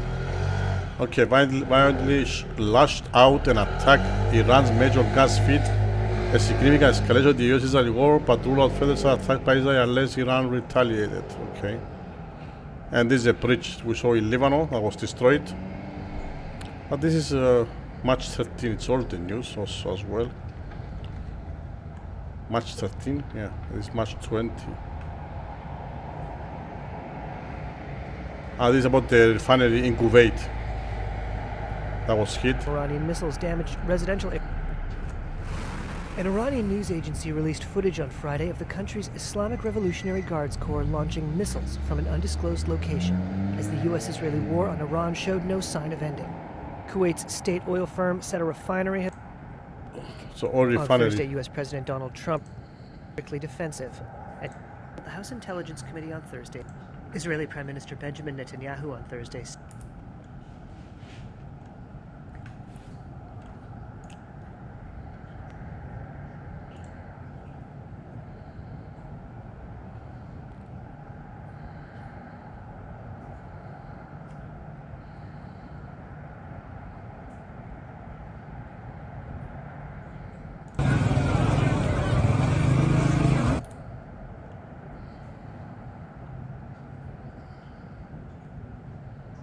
The total destruction at the site in Iran, in Khorramshahr, following a reported US-Israel strike early Monday morning.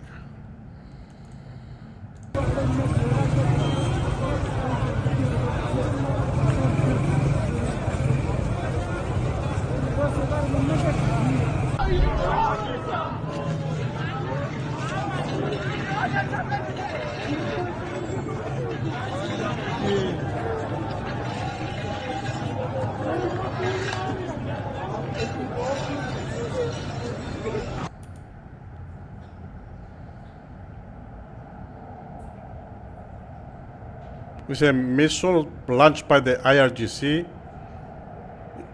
with Iran International appears to show a missile launched by IRGC near Garag, with onlookers been laughing and mocking the failure. This is actually.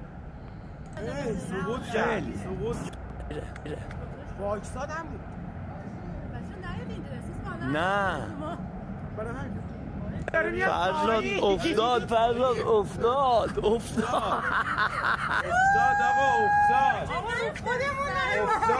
افتاد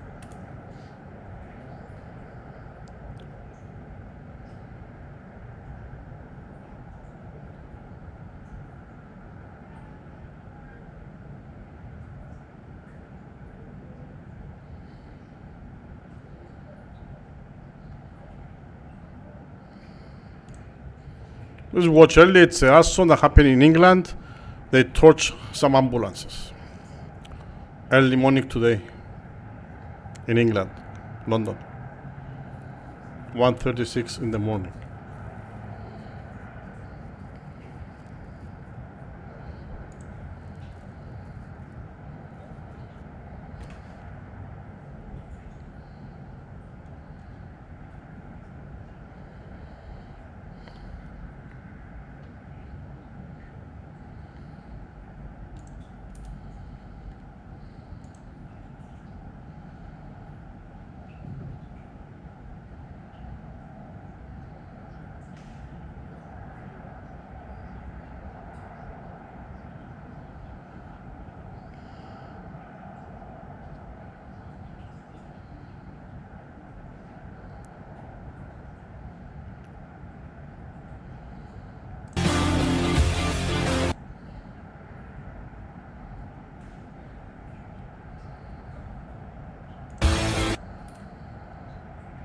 So as Germany's first F-35A Lightning II is now being built at the Lockheed Martin production facility.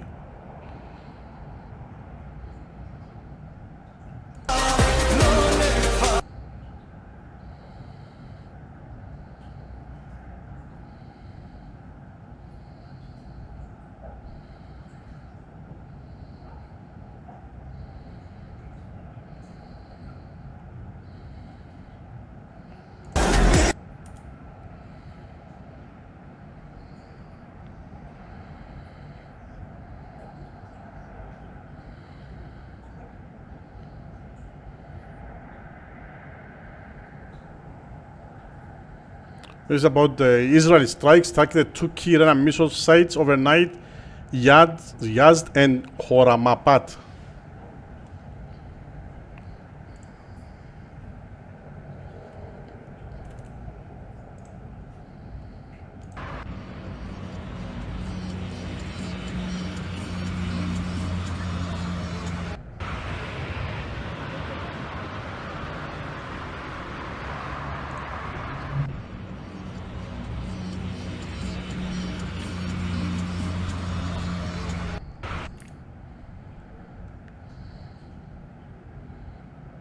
This is 21 hours ago, one of the cluster munitions over central Israel.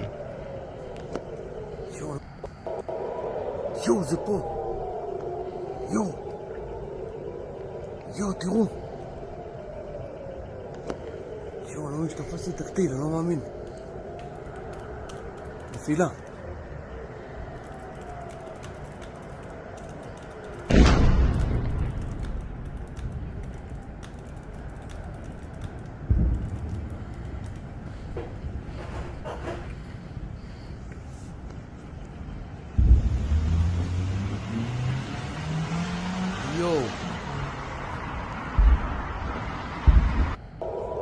יו, זה פה. יו, תראו. יו, לא משתפס לי תקטיל, אני לא מאמין.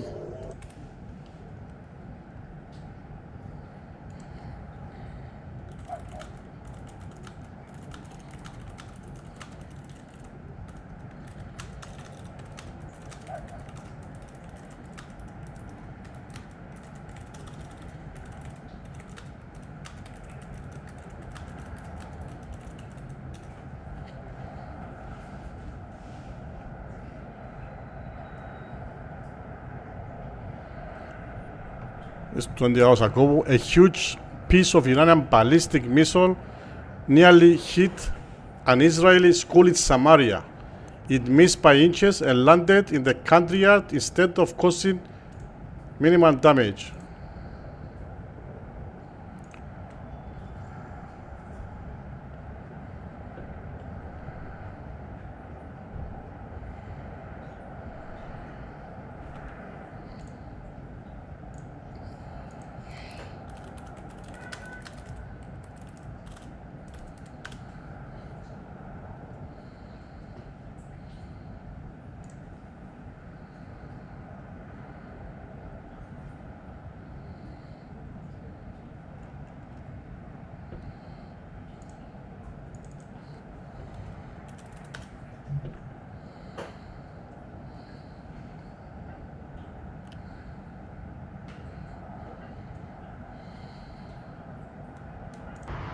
This is in Iran. 19 minutes ago it was posted.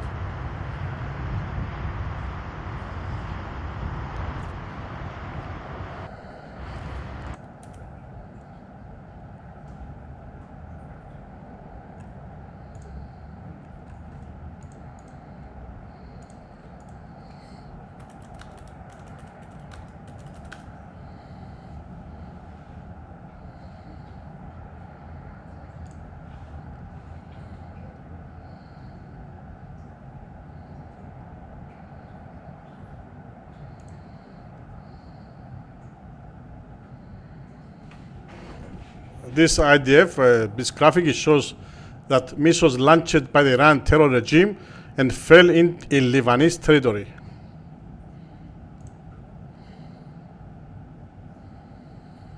And by the IDF 4 hours ago, several Iranian terror regime headquarters in Tehran, dozens of IA fighter jets used 100 plus munitions in the strike that targeted a Quds force base, used a command post for coordinating and overseeing intelligence and operational activity, an IRGC area defense headquarters and ground force headquarters, a Quds force intelligence headquarters, and the naval cruise missile manufacturing site. This shows 4 hours ago by the IDF.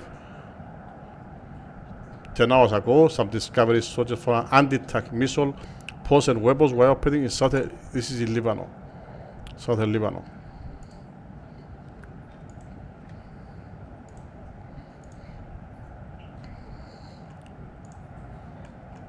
So it looks like Israel is continuing attacking Iran. There's no confirmation about US doing the same tonight, at least. So Israel strikes in Tehran, continuing wave. We have updates from this last 1 hour and a half ago. There are continued explosions reported in Tehran, follow-up strikes, not the first wave, and targeting ongoing and not finished yet. There's no movement on Hormuz. Let us confirm status 1 hour ago. There's no reopening, no agreement. So there's no change in the last hour. Strait of Hormuz is still blocked. And US delay strikes, 5-day pause. We saw before Trump said. Let us confirm it was like 3-4 hours ago. Trump announced delay and mentioned possible talks. And Iran denies negotiations. That was confirmed 2-3 hours ago. Iran says no talks are happening. Not new. If you already, we already said this on the stream before. Energy market warnings 3 hours ago. Oil executives warnings of long-term disruption.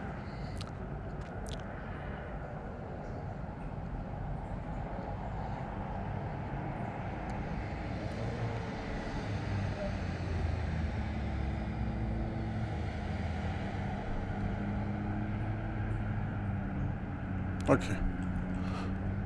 That was the latest news. I checked if there was any updates.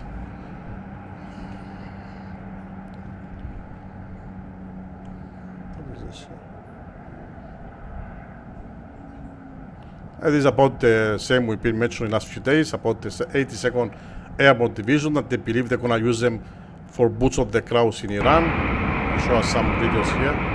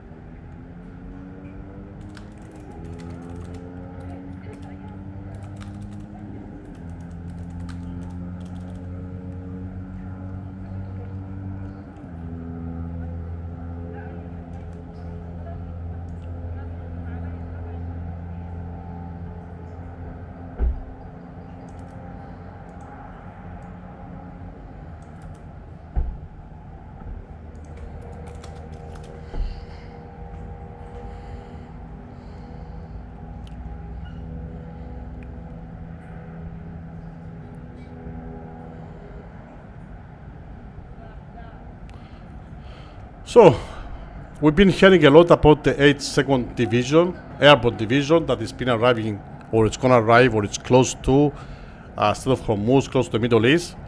For those who didn't hear before the analysis we gave about the 82nd Division, Airborne Division, let me just say it fast. What is this division about and why it's going to be used for this conflict? War, military operation is what is Trump call it. Europe calls it the war, NATO call it the war. Anyways, call it whatever you want to call it. Doesn't matter. Still, it's destructive anyways. So the 82nd Airborne is not a heavy army unit. It is a light unit, fast and air deployable. They can be anywhere in the world within hours. So when you see the 82nd, it means the US wants immediate readiness. Not weeks, not days, just hours. Protecting US assets and bases. US bases are on high alert, proxy threats are increasing, missile and drone risks are real. The 82nd is ideal for base defense, for rapid enforcement, and for crisis response. So they are basically a quick shield. In case of evacuation scenario, let's say, if things escalate, US citizens may need evacuation. Diplomats may need extraction. The 82nd is trained for securing airports, controlling evacuation zones, and getting people out fast. So usually, the 82nd Division, you don't send them after things collapse, you send them before. And it's also a signal to Iran. President Mattis' military strategy deploying the 82nd says the US is ready to act quickly. Forces are already in place. Escalation can be answered immediately. Another thing, flexibility. So it's not the same as sending a heavy armored divisions or a large-scale invasion forces. The 82nd gives them flexibility, speed, and limited footprint. So it's mostly for preparation, not for a full-scale war deployment. And preparing for multiple scenarios, like the US is covering options like to protect the bases, respond to attacks, secure key locations, support allies, evacuate civilians. The 82nd Division can do all of those. So in few lines, in a single line, the 82nd Airborne is there because the US wants to be ready to react instantly, not later.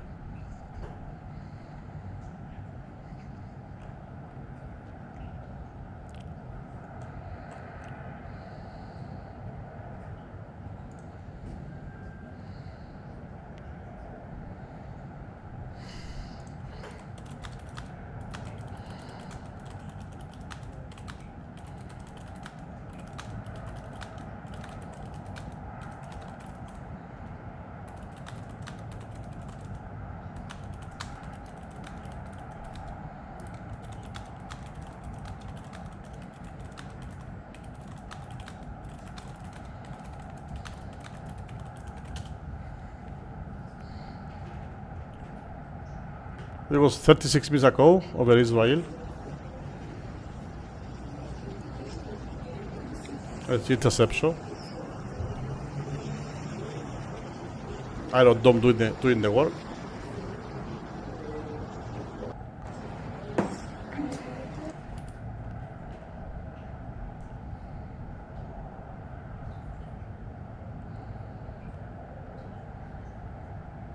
Look at the whole 3 weeks of war, but the last one in this.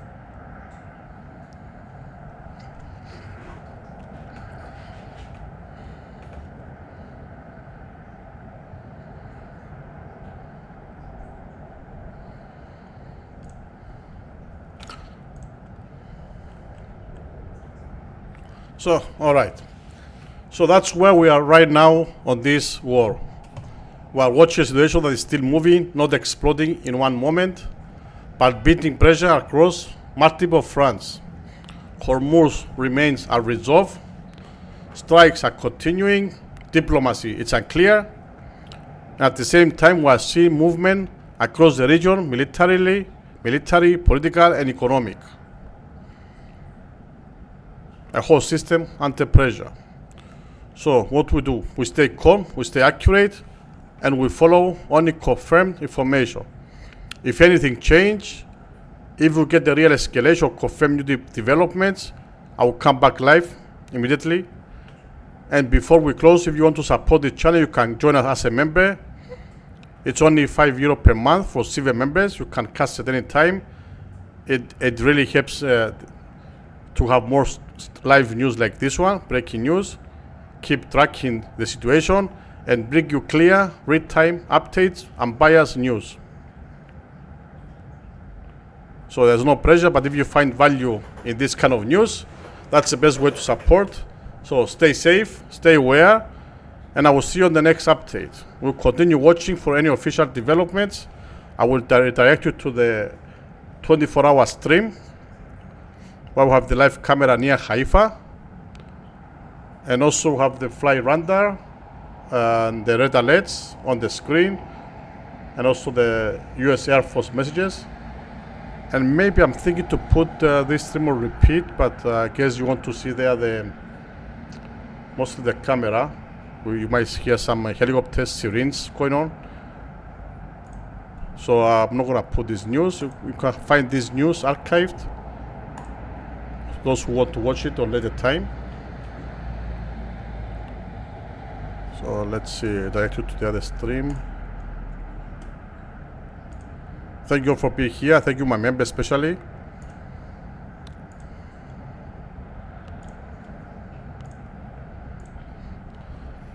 So I will direct you to the stream, and maybe I put this. I'll put just a link, I guess, on the other stream for people who want to watch the latest news of this one until we make the next one. So thank you all. We've been live for 2 hours, 13 minutes.